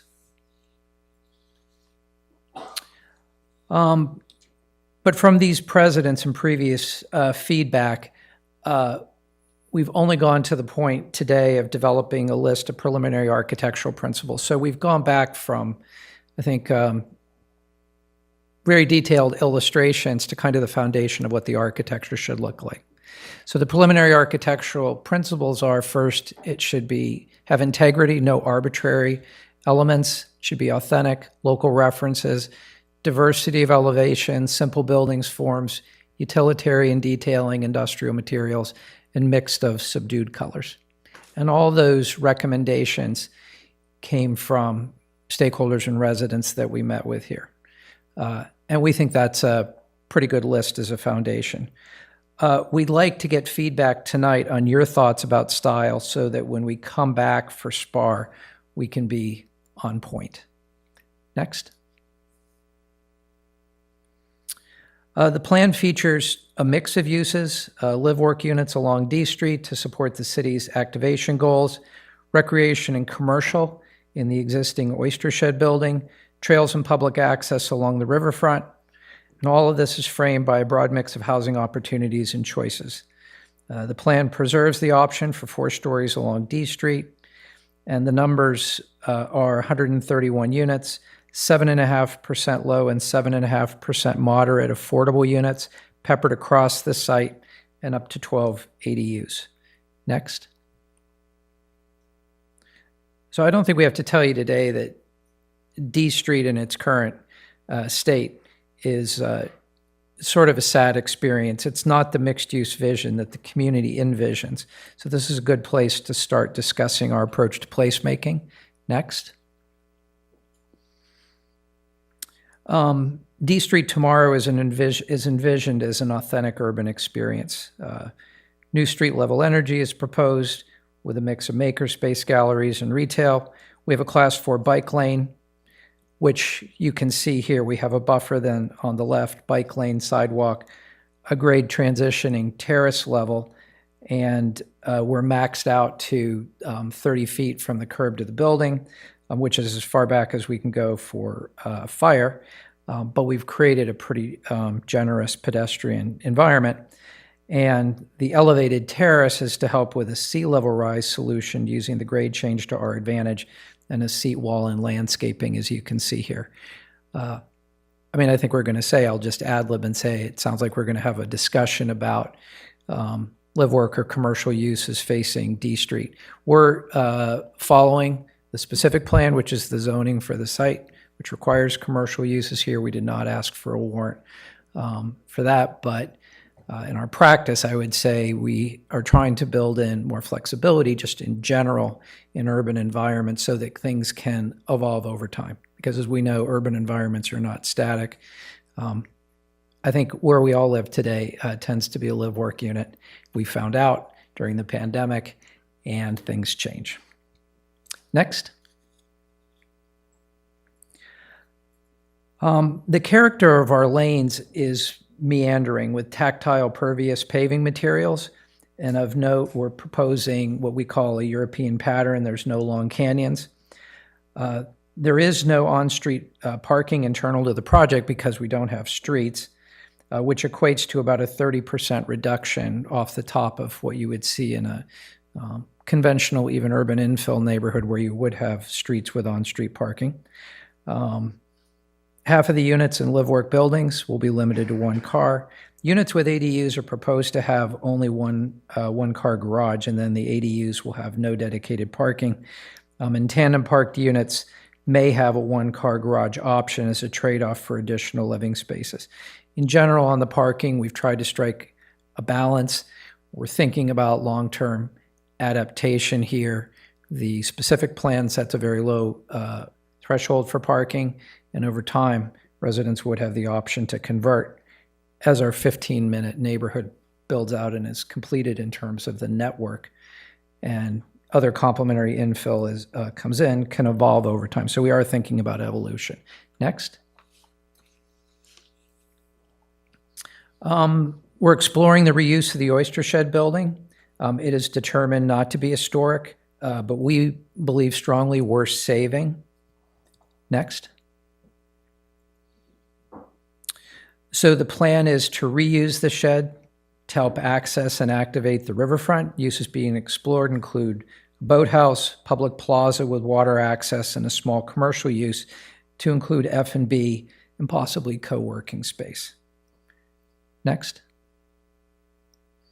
The industrial riverfront on this site today is, as you all know, not open to the public. It's fenced off. Next. So the concept for what we're calling the quay is to repurpose the existing loading dock into an opportunity to get out over the water, creating a dining plaza outside the Oyster Shed, which you can see in the distance at the end of the path, and bring a native landscape aesthetic from the river's edge to development and implement the riverfront wide multi-purpose path all the way along this frontage and wrapping around the Oyster Shed building and then back up to D Street. Next. We're committed to environmental sustainability, so we'll be achieving CalGreen Tier 1, recycling of the metal warehouse buildings. There are 2 metal warehouse buildings on site, which you're probably aware of, which are newer, which are planned to come down. This is not the Oyster Shed building. The neighborhood will be 100% electric, permeable paving for lanes and plazas, low water use landscaping, shared EV and bike charging stations that would be on site, and then wiring for EV charging stations and bike racks in each garage, and then energy efficiency and mobility education for residents throughout. Next. So I just conclude by saying it's a unique central riverfront setting. The site presents, we believe, its own set of special opportunities. And we believe this underutilized industrial site can be transformed into an authentic Petaluma place that leverages mobility options, prioritizing pedestrians and bikes, and activating the waterfront in new and exciting ways. So I'll say thank you, and we look forward to your questions. Thank you for that presentation. Can I ask staff, are we bringing this back to council now for this where questions? Perfect. Yes, Mayor. Thank you. And so I'd like to bring it back to council and see if anyone has questions. And Councilmember Healy? I just had one right now, and I was hoping Mr. Triple could do a little deeper dive into the conditions that Vulcan asked for and apparently got from the developer. Sure. So Vulcan was concerned about the potential impacts of their existing operations upon future residents of the site. And I'll invite City Attorney Danley to join me in this discussion. One of the challenges was that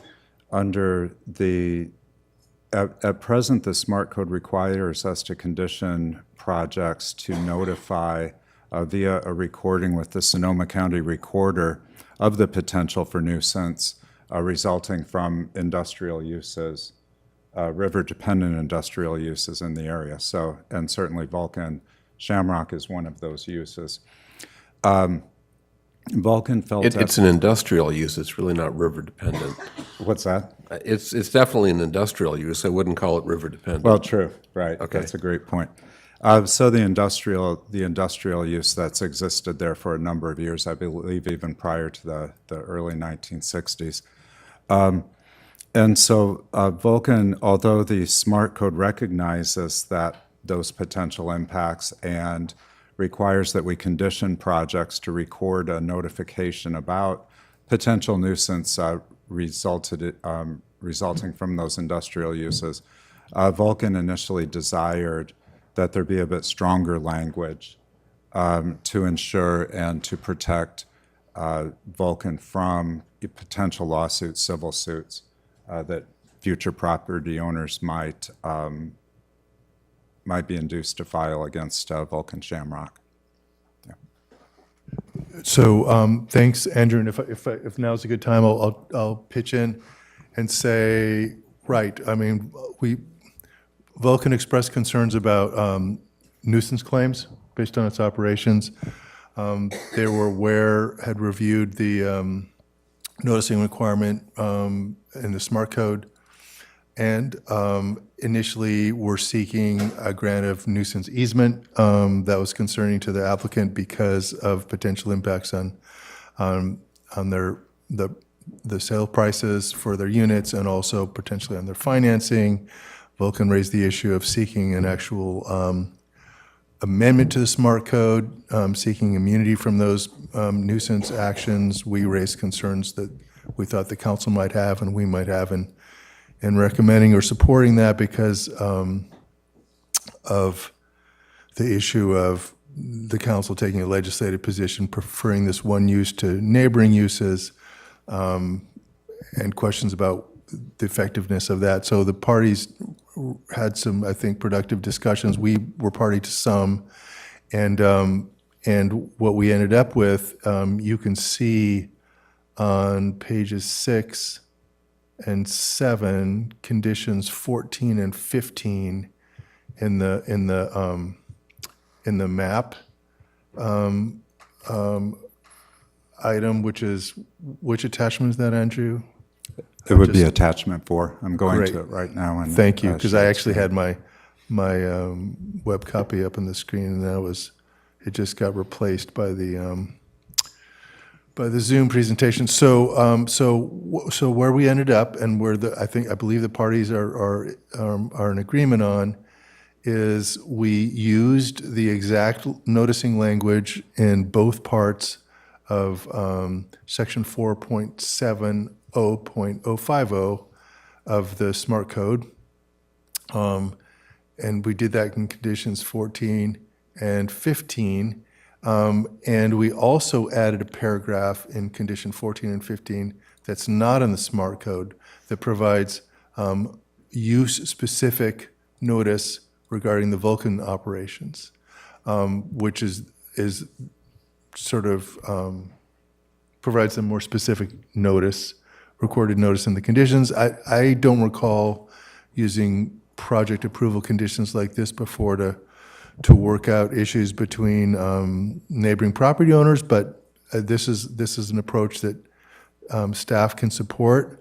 It's true to and reflects completely accurately what's in the SMART code in terms of notice now.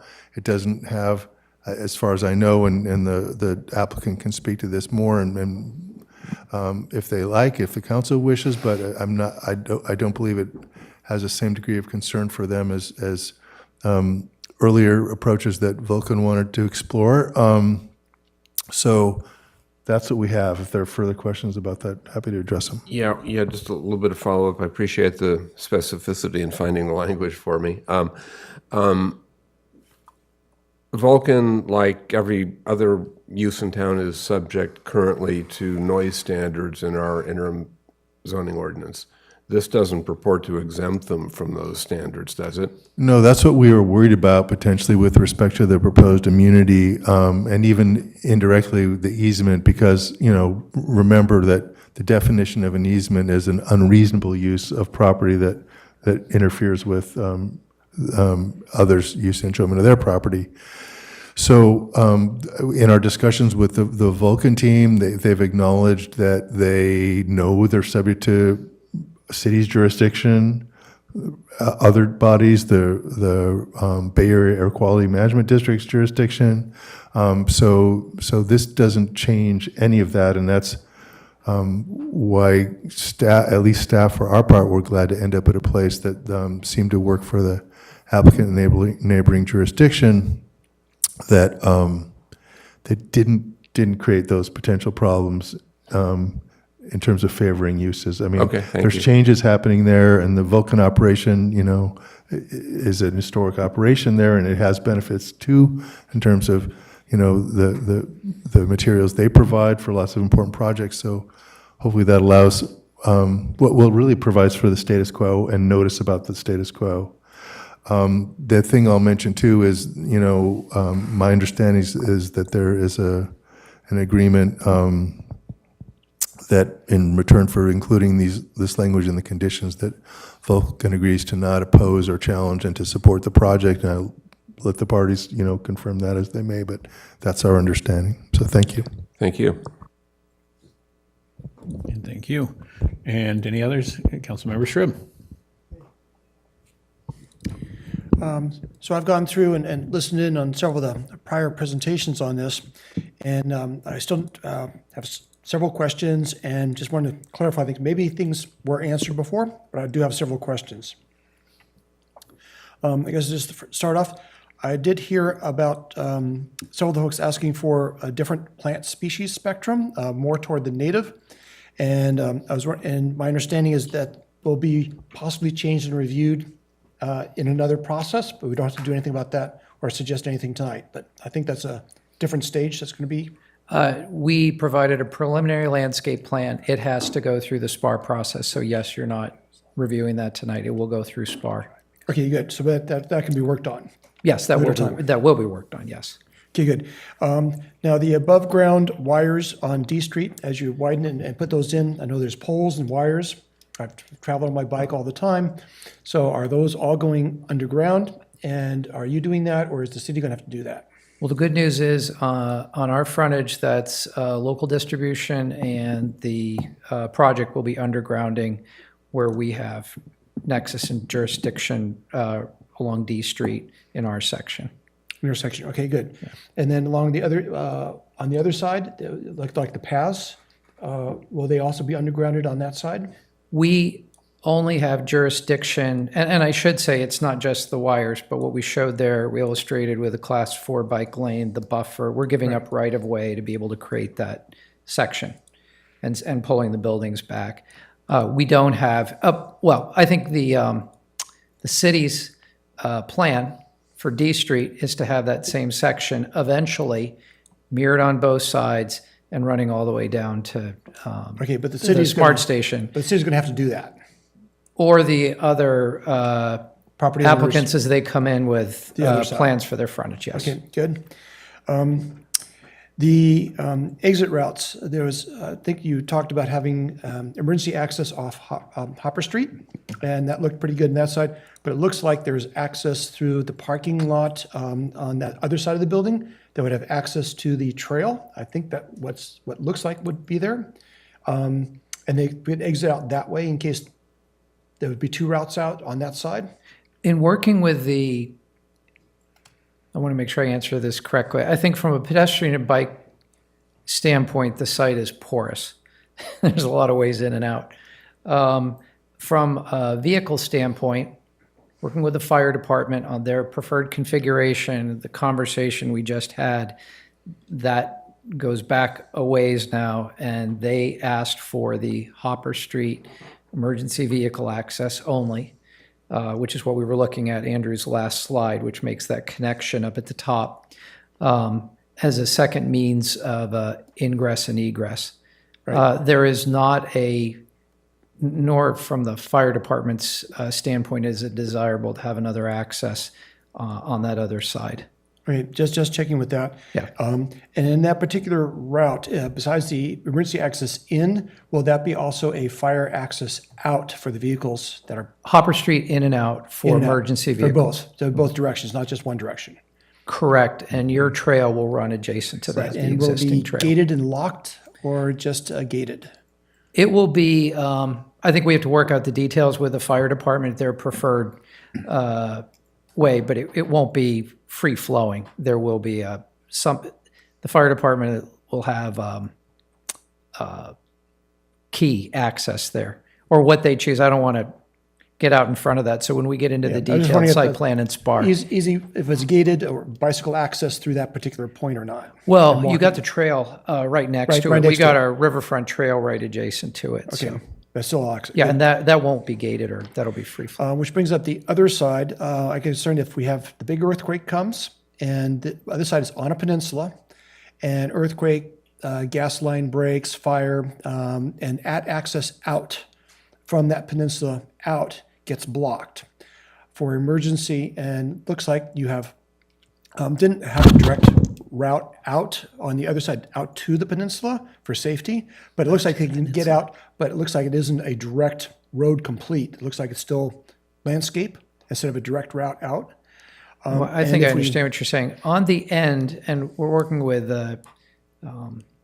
Steamer Landing and Friends of the Riverfront on that, the existing access down there today, is the trail. They drive Right. on the trail.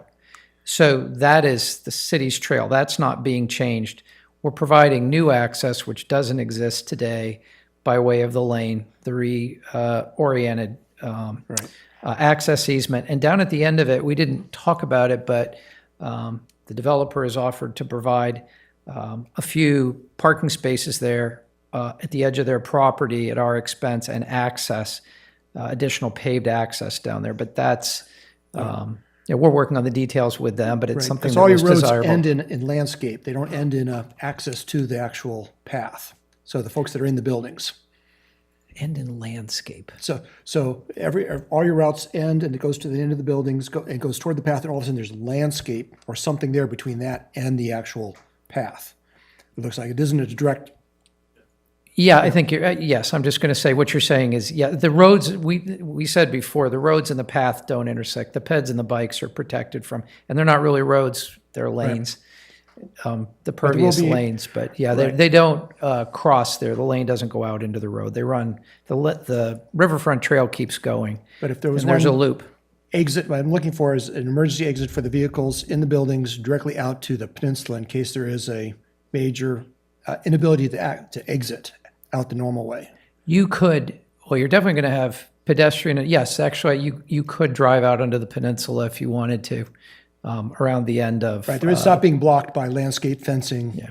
There is a route out. Yeah, I'm not Just so- sure we wanted, I mean, the peninsula doesn't go anywhere Yeah, today, so I'm not sure yeah. we want to do that, but Well, blocks that could be removed, whatever, so that people can get out safely to a safer spot in case there is immediate fire danger right there. That's what I'm I'd looking- want to understand your emergency evacuation plan, like we were talking about in the beginning of the meeting before we Yeah.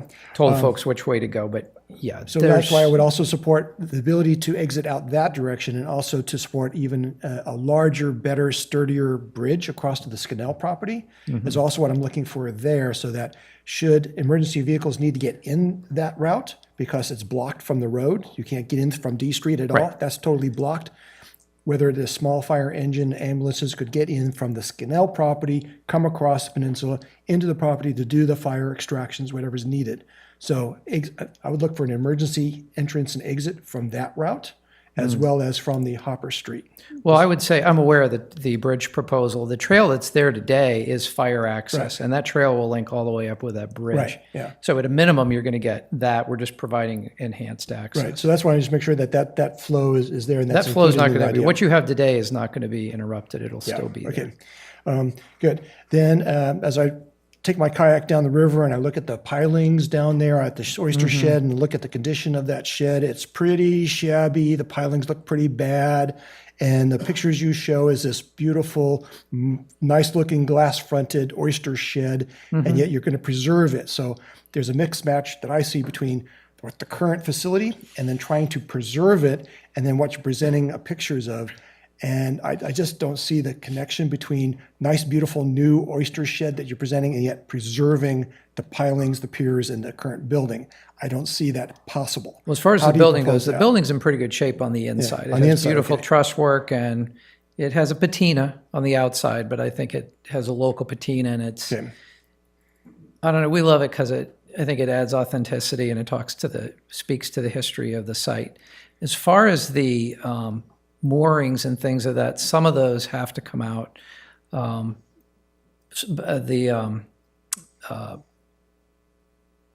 Well, as part of the agreement for the industrial use, they have to be taken out with the industrial use. And so we'd like to keep the quay. And then we're going to have new floating docks put in, which there'll be a permit process for down the front. I think that'd be the easiest way to respond. So the docks are going to obviously have to be new. They don't meet any kind of life safety requirement. The shed building is in pretty good shape and we'd like to keep the quay. But we Okay. have to get a permit to do that. Okay, yeah, because we're also looking at saving our trestle area, which is similar looking type thing. Okay, now on your building 21, which is you have two buildings sitting there, 2 units, which is pretty odd because all the others are 4 or 5 buildings, and you have 2 units on building 21, which is right on the edge, which is right next to the train station. And since I don't see I see a lot of young people kind of moving in. And eventually, okay, they come in as singles, they get married, they start having kids. I imagine a few kids are going to show up. I don't see a playground for the young children. Instead of those 2 units, high noise from the train constantly, all day long, from the train, and they're the closest 2 units to the train right there. And it looks like they're kind of stuck in there, not quite similar to the other buildings pattern. Is there any way, possibility of turning those 2-unit building into a children's playground area for the folks that were going to have children there? I don't know which building you're talking about. We don't have any buildings with just 2 units in them. Unit 21 is. Building 21. 21 has You 2 do have, units. building 21 has 2 units, but it backs up to the railroad spur that's not used. Railroad spur, okay, not Right, the actual unused smart group. train. Right. Yeah, correct. that's their, it's one of the properties they may or may not use. Okay. I think it was discussed earlier. Yeah, I was concerned about, because that's the In the closest future, to but this- we have a tot lot up there where the trail comes around And there is no through traffic up there, so we thought that that was a good protected place for a tot lot. So we do have a tot lot integrated into the plan up Integrated, it's there. in there somewhere. Okay, good. Yeah, we do. That's what I was Yeah. looking for. Yeah, that was I one of the didn't see one in things the I think plans. Planning Commission added and we agreed with. Yeah, there is a Okay. tot lot. Good. Is there, did you look at a traffic, a street walking analysis as to the number of people walking down the street for those retail units? I know they're putting in, we just had a discussion about the other units going vacant and not being able to sold. Have you done a study to look at the actual types of work or retail that might go in there? It's, if you can tell us what's going in across the street at the SMART station and on the next block, I think it would be easier to predict. But I think a predictive model when we're the first ones in is very difficult. I'm just being honest about it. Okay. Yeah, and I'm sure there'll be flex space, as you said going to make it flexible. So if they do have to be converted, they can be converted to housing or some other use as a possibility. Yeah, that's not the way we designed it, but actually the design would work for that because of the very deep setback, the 30-foot setback and the terracing. And it could be lovely either way, but we're trying to be respectful of your zoning But it ordinance. could be doing all sorts of things. Good, as long as flexibility is in the system. Well, it's not right now, so if right. you want to condition it that way, we'd be fine with that, but that's not. Okay, I hear you. I just want to be clear about that. It's not today. Okay, then on, we still have there's two properties that are not being used. There's the Lind building that's still going to exist there, and then there's an empty lot right next to it, pretty Right. much, that's not going to get used. I assumed you probably talked to both of those, but what is the actual future for those two properties? Do you know anything? I would let the property owners speak for themselves. I know the Linds are still using that building as an office building or leasing it. The next property is owned by the McNears, and at the time this process started, they weren't interested in discussing having it become part of Oyster Cove. Anything like that? I just thought I'd just catch up on that. You asked about style, and I'm actually open to all. You asked for styles. I said I'm open to several of those styles. Okay. I prefer a little traditional myself, but if it's modern, that'd be fine. And then the last one, I guess maybe for our city to talk about, because I've done restoration on creeks and the like, and the McNear Channel was dug out over 100 years ago, I think. A combination of the Chinese laborers and also the Army Corps of Engineers, I think both worked on that area, but they completely dug that out. It was a small little creek at one time. And is there, can we restore that area around that area? I know you're going to be doing some plantings, but how far down are you going to plan on restoring down to that, into that zone? We don't own that frontage, you do, around the McNear Canal. That's already a city trail. That was, I think, given to the Linds, dedicated that land to the city some time ago, so we don't own that frontage. Okay, but that'll be a later question I'll have for working with the city on restoring that maybe to a creek rather than the channel was built to put in boats, basically, and that we don't put boats in there anymore. So we can turn it to a creek if we so wish. Okay, good. I think that covers yes, that covered all my questions. Thank you. Thank you. Anyone else? Councilmember Barnacle. Yeah, two questions. On the affordable units, will they be spread throughout the project? Yes. Okay. And then my second question goes to access points between building 1 and building 3. And I'm wondering, it feels like we're pushing more vehicle traffic down in front of building 6. And I'm wondering why we just didn't create another access point between building 1 and building 3. Well, I think that's a great question. And the answer isn't, I think, so evident in plan view, but there's a grade separation there. That corner, that intersection is low. So in our sea level rise plan, that's actually one of the few areas. This is actually a relatively high site for downtown, but that corner is low. So there's a grade change between that last unit and the street. And then we have to drop down, Copeland has to drop down to pick up your existing parking lot, which is going to be improved. Copeland will be improved there, but it's an existing street. So it's a grading issue. And actually, from the fire department standpoint, they like the other location because it aligns with getting around to that Hopper Street EVA on the other side, because we don't own the property, or the property's not included where you just asked about the Lynn's office building and then the McNear parcel that's on D Street. So the street, the wrapping, the alignment, the intersection works well for them. They can come in the back, go all the way around seamlessly. So it's a good question though, but that particular location, it's just enough grade separation that it's a little too much for a vehicle. Okay, maybe I'll jump in a little bit deeper on that then. Is that going to have any pedestrian access there? Yeah. Yeah, so okay. So it's just basically, you won't be able to get a car through. What about bicycle there? Yeah, and we didn't get into it, but even on D Street, when you come off of D Street, we actually roll up onto the upper terrace on a ramp because the site's fully accessible, and then there's a ramp down at the other end, and then some places there's a step, some places there's a couple steps. I think our perspective is it's accurate, but it's in the middle. But it drops, as you come over the drawbridge, you can imagine, or if you go out there and look, it drops down to the Copeland intersection, which is low, and then that drops down to your parking lot. All right, thank you. Thank you. Councilmember Now.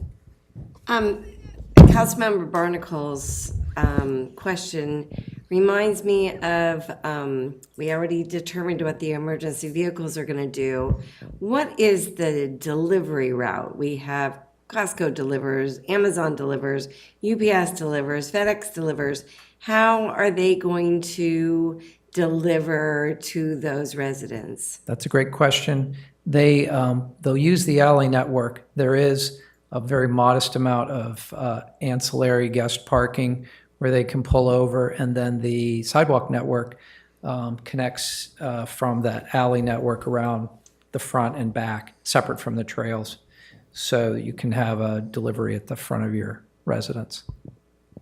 Thank you. The other question, I was wondering, and I know it was answered in my meeting with the developer, about elevators in some of the units, because especially if we're looking at, hoping that the elderly or handicapped move into these buildings.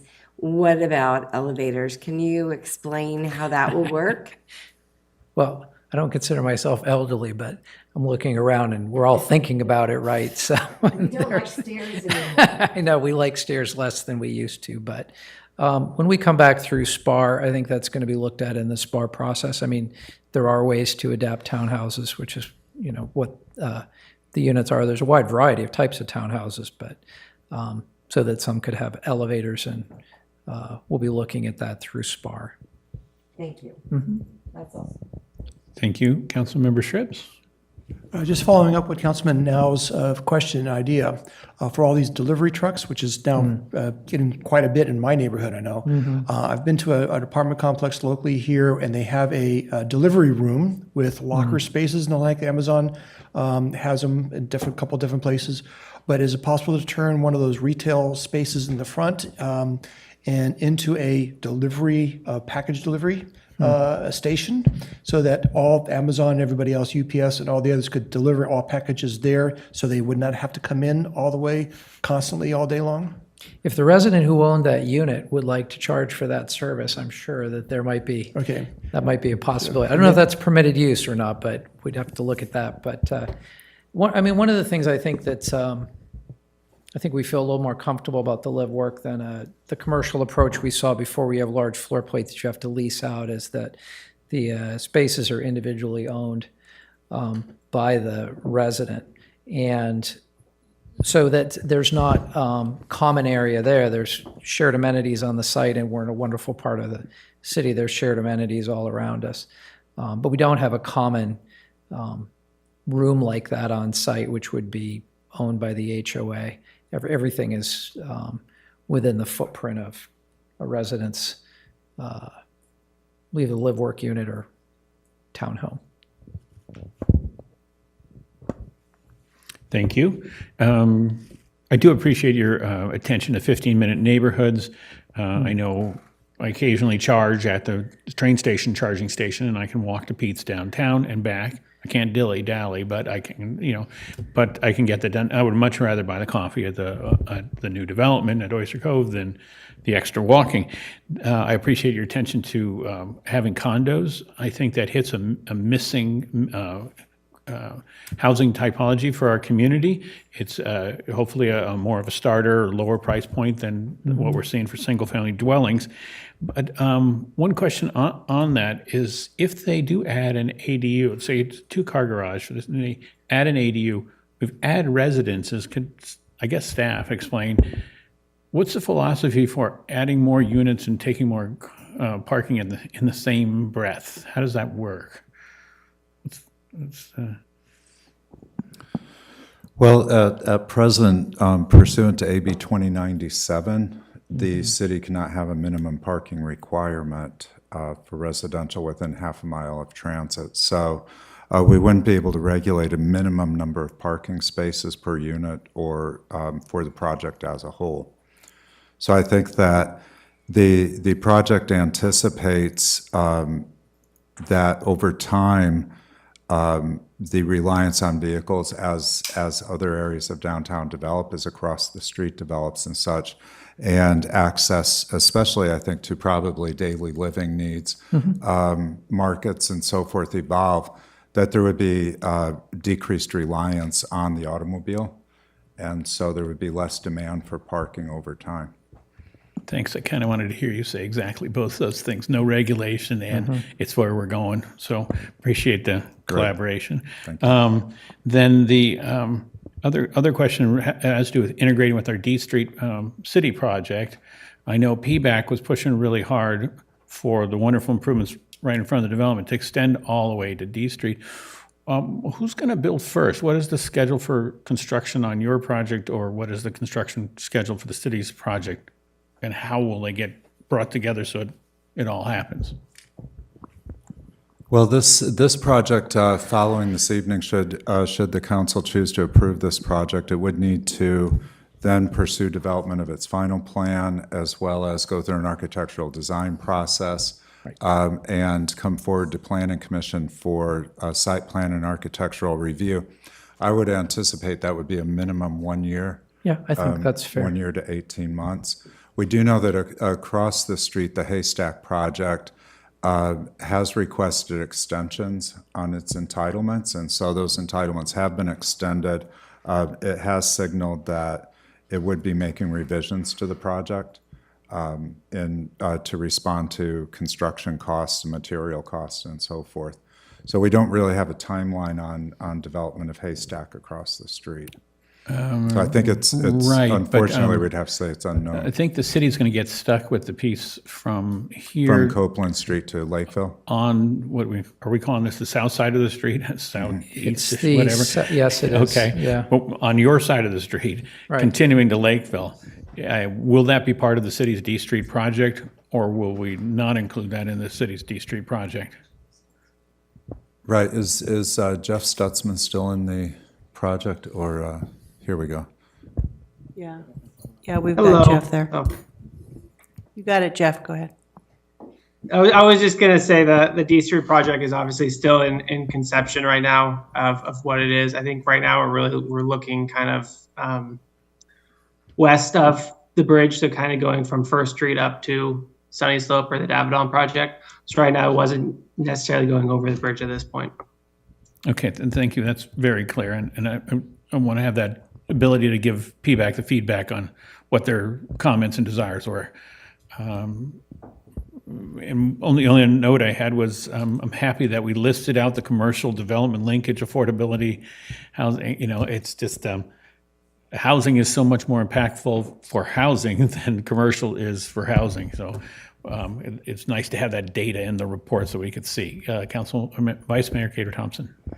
Well, my big issue, we know it's the question is probably to staff. I have a problem from the D Street Bridge to Lakeville, undergrounding just the utility lines in front of the project, when we need to, the council needs to make a commitment to finance the rest of it. Because it's irresponsible to do half a street. This is a major corridor, and I think that it's going to be problematic. And I want to know how we're going to finance that so we can look into the future, but I'm not going to wait 20 years or 10 years for this to happen. Because we wait that amount of time, we're going to have nothing but screaming people in this town because of traffic, congestion. Right now, if you're driving on D Street, you know, to make a right-hand turn, there's really not 2 lanes. I mean, it's kind of a mishmash. And I just think for safety and for looking into the future, we need to be proactive today and find out what the cost is. Because does PG&E give a discount if you're doing part of it, you know, to underground the entire area? And I do think it's irresponsible not to look at this area and actually make some determinations of what needs to be done. Because I know what happens. You know, Riverfront gets, you know, completed. And then all of a sudden, well, it's not completed, but, you know, housing is there. Now we're having to deal with Caulfield retrofitting. We're always retrofitting transportation. And I think it's time that the city get in front of it instead of allowing development to determine our transportation. And that is not to, you know, this project, I understand that, you know, where you stop, but this is a discussion that we have to have because I can see the nightmare that is going to be. You're going to have a half a block that has beautiful bike and pedestrians, and then you end up in nowhere land. And then you have that corner piece of property that I believe, did Smart buy that corner piece of property? And we need to work with Smart on this. That whole intersection, big pet peeve I have is the intersections were not widened when the Smart train was coming in. So now we're having to retrofit to make it safer for bikes, pedestrians, cars, and trucks. And we just talked about over on the project by the East Side Rail Station and the Transit Committee meeting the other day I happened to go to. They are actually going to widen the rail crossing on Corona. And so, I mean, I just think we really need to work this out. And I think we need, it's a value issue. And I just don't think that the public would appreciate it if we aren't looking forward. Thank you, Vice Mayor. Brian O, Director of Community Development. I couldn't agree with you more.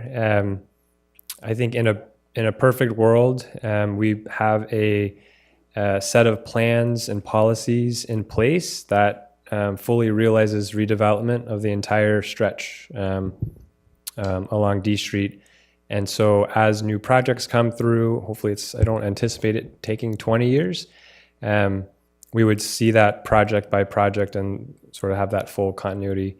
Short of that, as we identified in our comments to City Council earlier this afternoon, there is a program that PG&E has, Rule 20. I know Jeff, our city engineer, is also with us, and he can fill in some of the gaps here. But essentially, there's a program that local jurisdictions can work with PG&E to do that conversion from overhead to underground of both our transmission lines and different utilities. And to your point, there's a high cost. We got some preliminary numbers from PG&E earlier this morning, and there's a widespread to that price tag. And so it's something we can absolutely look at. The financial feasibility, again, we noted Bodega Avenue as a place that we've had success in converting from overhead to underground. And so we have something to start with for us to take a look at. But do just 100% agree with you that that would be a really great asset and something that we'd like to prioritize along this stretch. And how do we get this on the CPI, and what does the council have to do to make sure that this is a priority? You're doing just that this evening, raising the issue, providing the comments. So it's something that we can take back as a city team and incorporate in our budgeting and planning. I can see myself on that corner lot, there at SmartBot with a sign, protesting. As I sit up here, I'm going to be out protesting what the city needs to do, and I feel that strong about not getting ahead of transportation. And this is a major roadway, and I would really like to hear numbers. And I don't see on the right-hand side, on the south side, who's going to be developing there. I see the rail spurs there, and then I see the corner lot. And so I'm not seeing development. So how are we going to, I think we're going to have to eat this, or either get reimbursed when the other area is developed. And I just want to say, when I was on the council last time, we talked about this whole area being developed. 25 years later, I'm really happy to see this happening, but D Street is a real issue. I would just add, if it's a priority of the council, it's something I would recommend decoupling with the project at hand, but something we would be happy to dive into. I plan on decoupling it only because I think this project is important. Okay. But I will stand on a corner protesting. Just to Okay. I believe it. be clear. Well, there you go. So with that, let's go to Councilman Pozerke. Janice, Dave Glass isn't here anymore to come talk you down. I don't know if anyone here will do that. I did not stop that tractor. But Deer Creek ended up with 2 bridges, and the creek was recreated that was just going to be straight asphalt.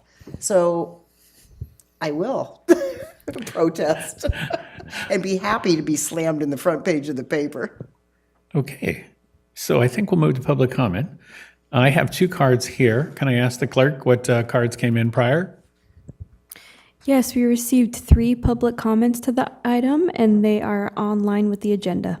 I appreciate that. And let's read a Zoom audience. And as a reminder, we'll do the in-house commenters first. Thank you, Mayor. Members of the public wishing to speak to this item, please raise your hand in Zoom and you'll be called on in turn. I need to bring up my participants. We currently have 1 hand raised, so we can go to the in-house members and then we'll go to the Zoom members.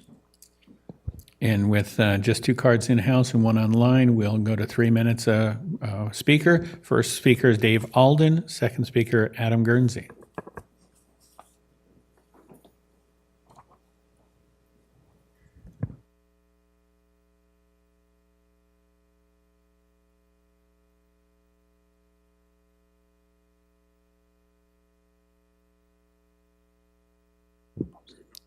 Hidden under a post, a good place for a button. Thank you.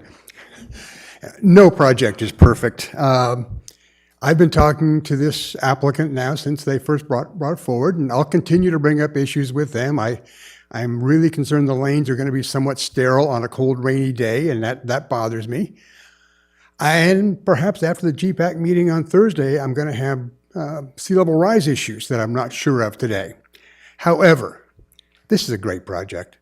It's a marvelous location. It's walkable to a smart station, to the bus depot, bus transit mall, we call it. It may be a place where there's going to be enough pedestrian and bike activity to truly support the ground floor retail, as we seem to be very focused on hoping happens someday. But even more importantly, I don't know who of you have read the housing feasibility or affordability report that was provided to the GPAC a month ago that basically says there are no market rate projects except under extraordinary conditions that can be affordable in this, or that can be built, financially feasible in this market. And yet here we are looking at one being proposed to us, and the developer, and I've had this conversation with them, says they can make this project work. This is a remarkable opportunity that's coming in front of us. We need to find a way to push it ahead this evening, keep pushing it ahead, and make this thing happen. So thank you for your attention. Thank you. Adam Guernsey is our last card in-house.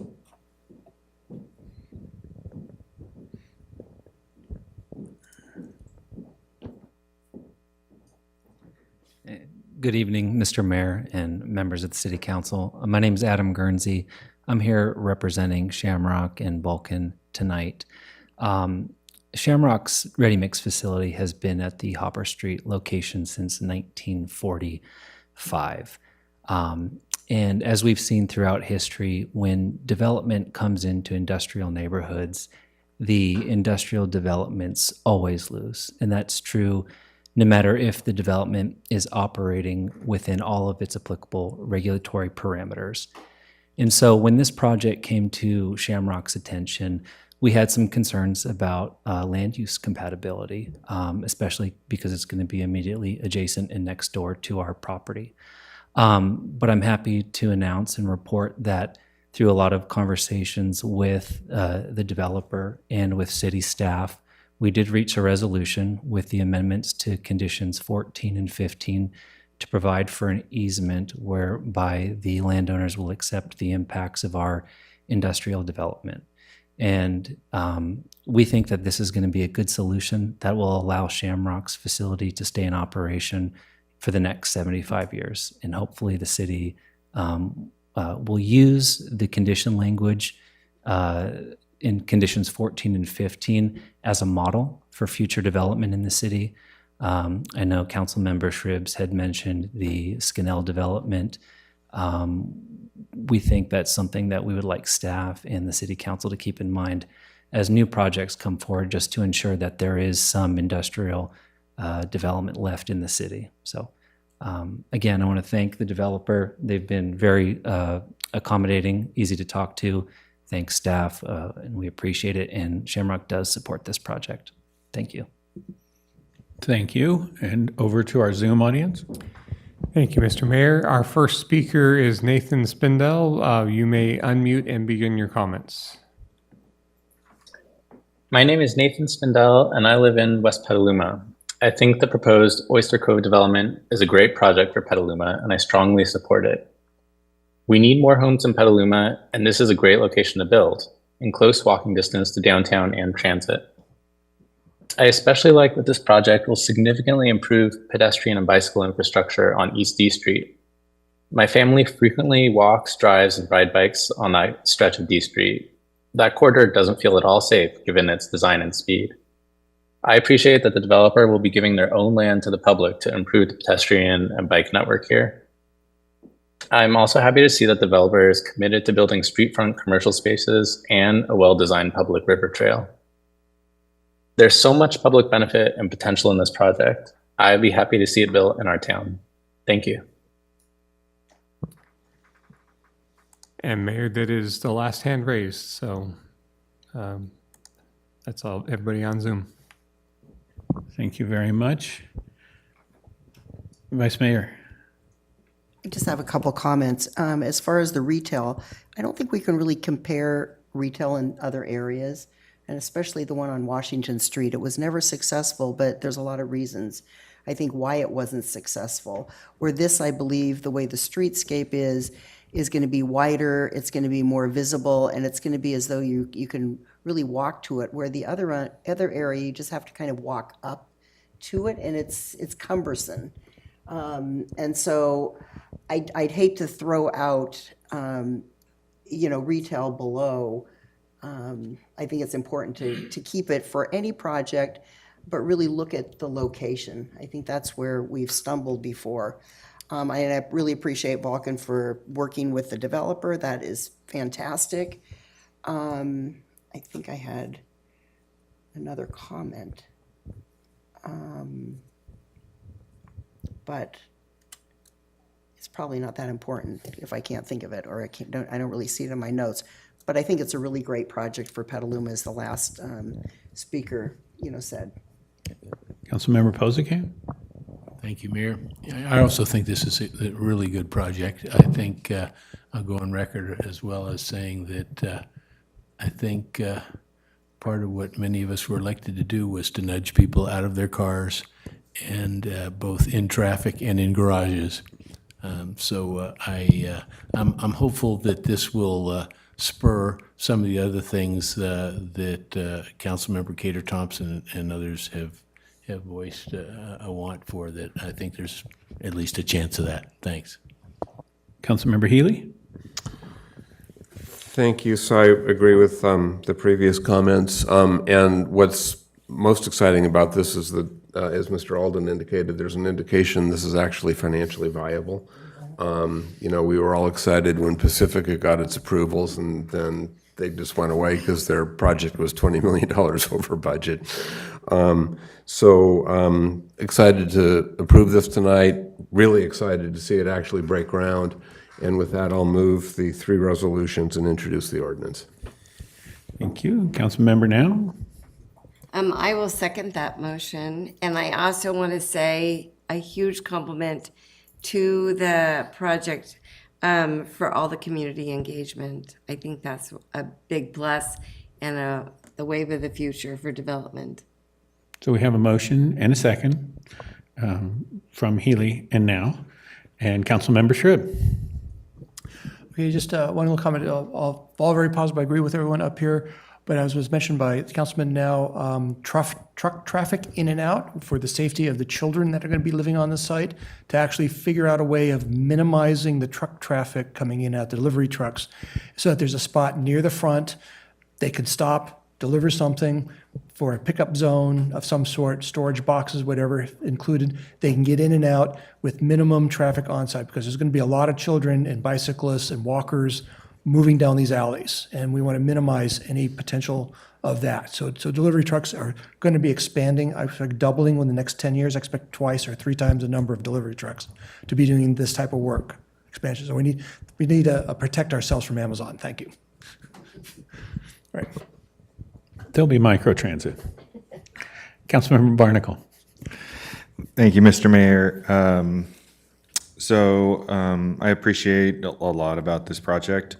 What I think I appreciate most is the not over parking it, and the assumption that we're catering to a different crowd of people than we typically have in Petaluma. So it's really the lifestyle that we want to promote around our train station. So I really appreciate you for the vision of that, because it's really easy to get stuck in that. And I know we were just in the Pedestrian and Bicycle Advisory Committee talking about the Skinnell project, and there was so many times that I was just thinking, like, we're not building for cars right here. So I really appreciate you for taking that seriously. In terms of the architecture aesthetic, I'm not an expert in this. I would trend away from more traditional stuff and make this feel different. I also really appreciate that we're the type of housing that we're providing here. I think it's greatly needed in Petaluma, so I'm excited to see this come. I also just want to acknowledge to what Councilmember Cater Thompson talked about in the D Street. I don't think, knowing that SMART owns that, and that I don't think we're going to see that last little stretch actually get undergrounded unless we take the lead on it. I think on the other side, there's development that's going to fund it, but not this last stretch. There's actually 3 poles that are there, and I'd love to see, we've got a year before we're going to see this break ground. I'd love to see us try and make that happen, because there's like nothing worse than riding your bike and then all of a sudden having to get thrown out into traffic. So it's something we can do something about, and I know I'm channeling the entire PBAC right now when I say that. We just talked about the Skinnell project, and one of the hardest things was keeping it focused on the project when we know how bad Hopper Street is. And we really need to, I was just doing a little bit of back of the envelope between Riverfront and Skinnell. There's like probably going to be about 800 units of housing there. It's going to be coming down Hopper Street. We got Oyster Cove, now Haystack, and the SMART project, that could be another 700. We're talking maybe 1,500 units, roughly 5 to 6 or maybe even 7% of Petaluma's entire housing stock in these parcels. And we need to be thinking, and we don't want people driving. If everybody there drives the way that the average Petaluma does today, we're going to have a lot more traffic. So we need to be designing for a different lifestyle, and that means that we need to get Hopper Street into our capital improvement program. We need to underground these utility poles, the last 3 utility poles on D Street, so that we can really create the lifestyle and promote the modes of transportation that we want to see. And with that, I'm really excited to support this. Thank you. I would support that idea of adding to the community, to the public improvement agreement, the city's component of undergrounding that side to Lakeville, perhaps even the curb improvement, exploring that idea as we get to the next step of their project. But this project is just hugely beneficial to the city, and I'm really happy that it's gotten all the way here in front of council tonight. So with that, we have a motion, we have a second, may we have a roll call vote? Barnacle, Aye.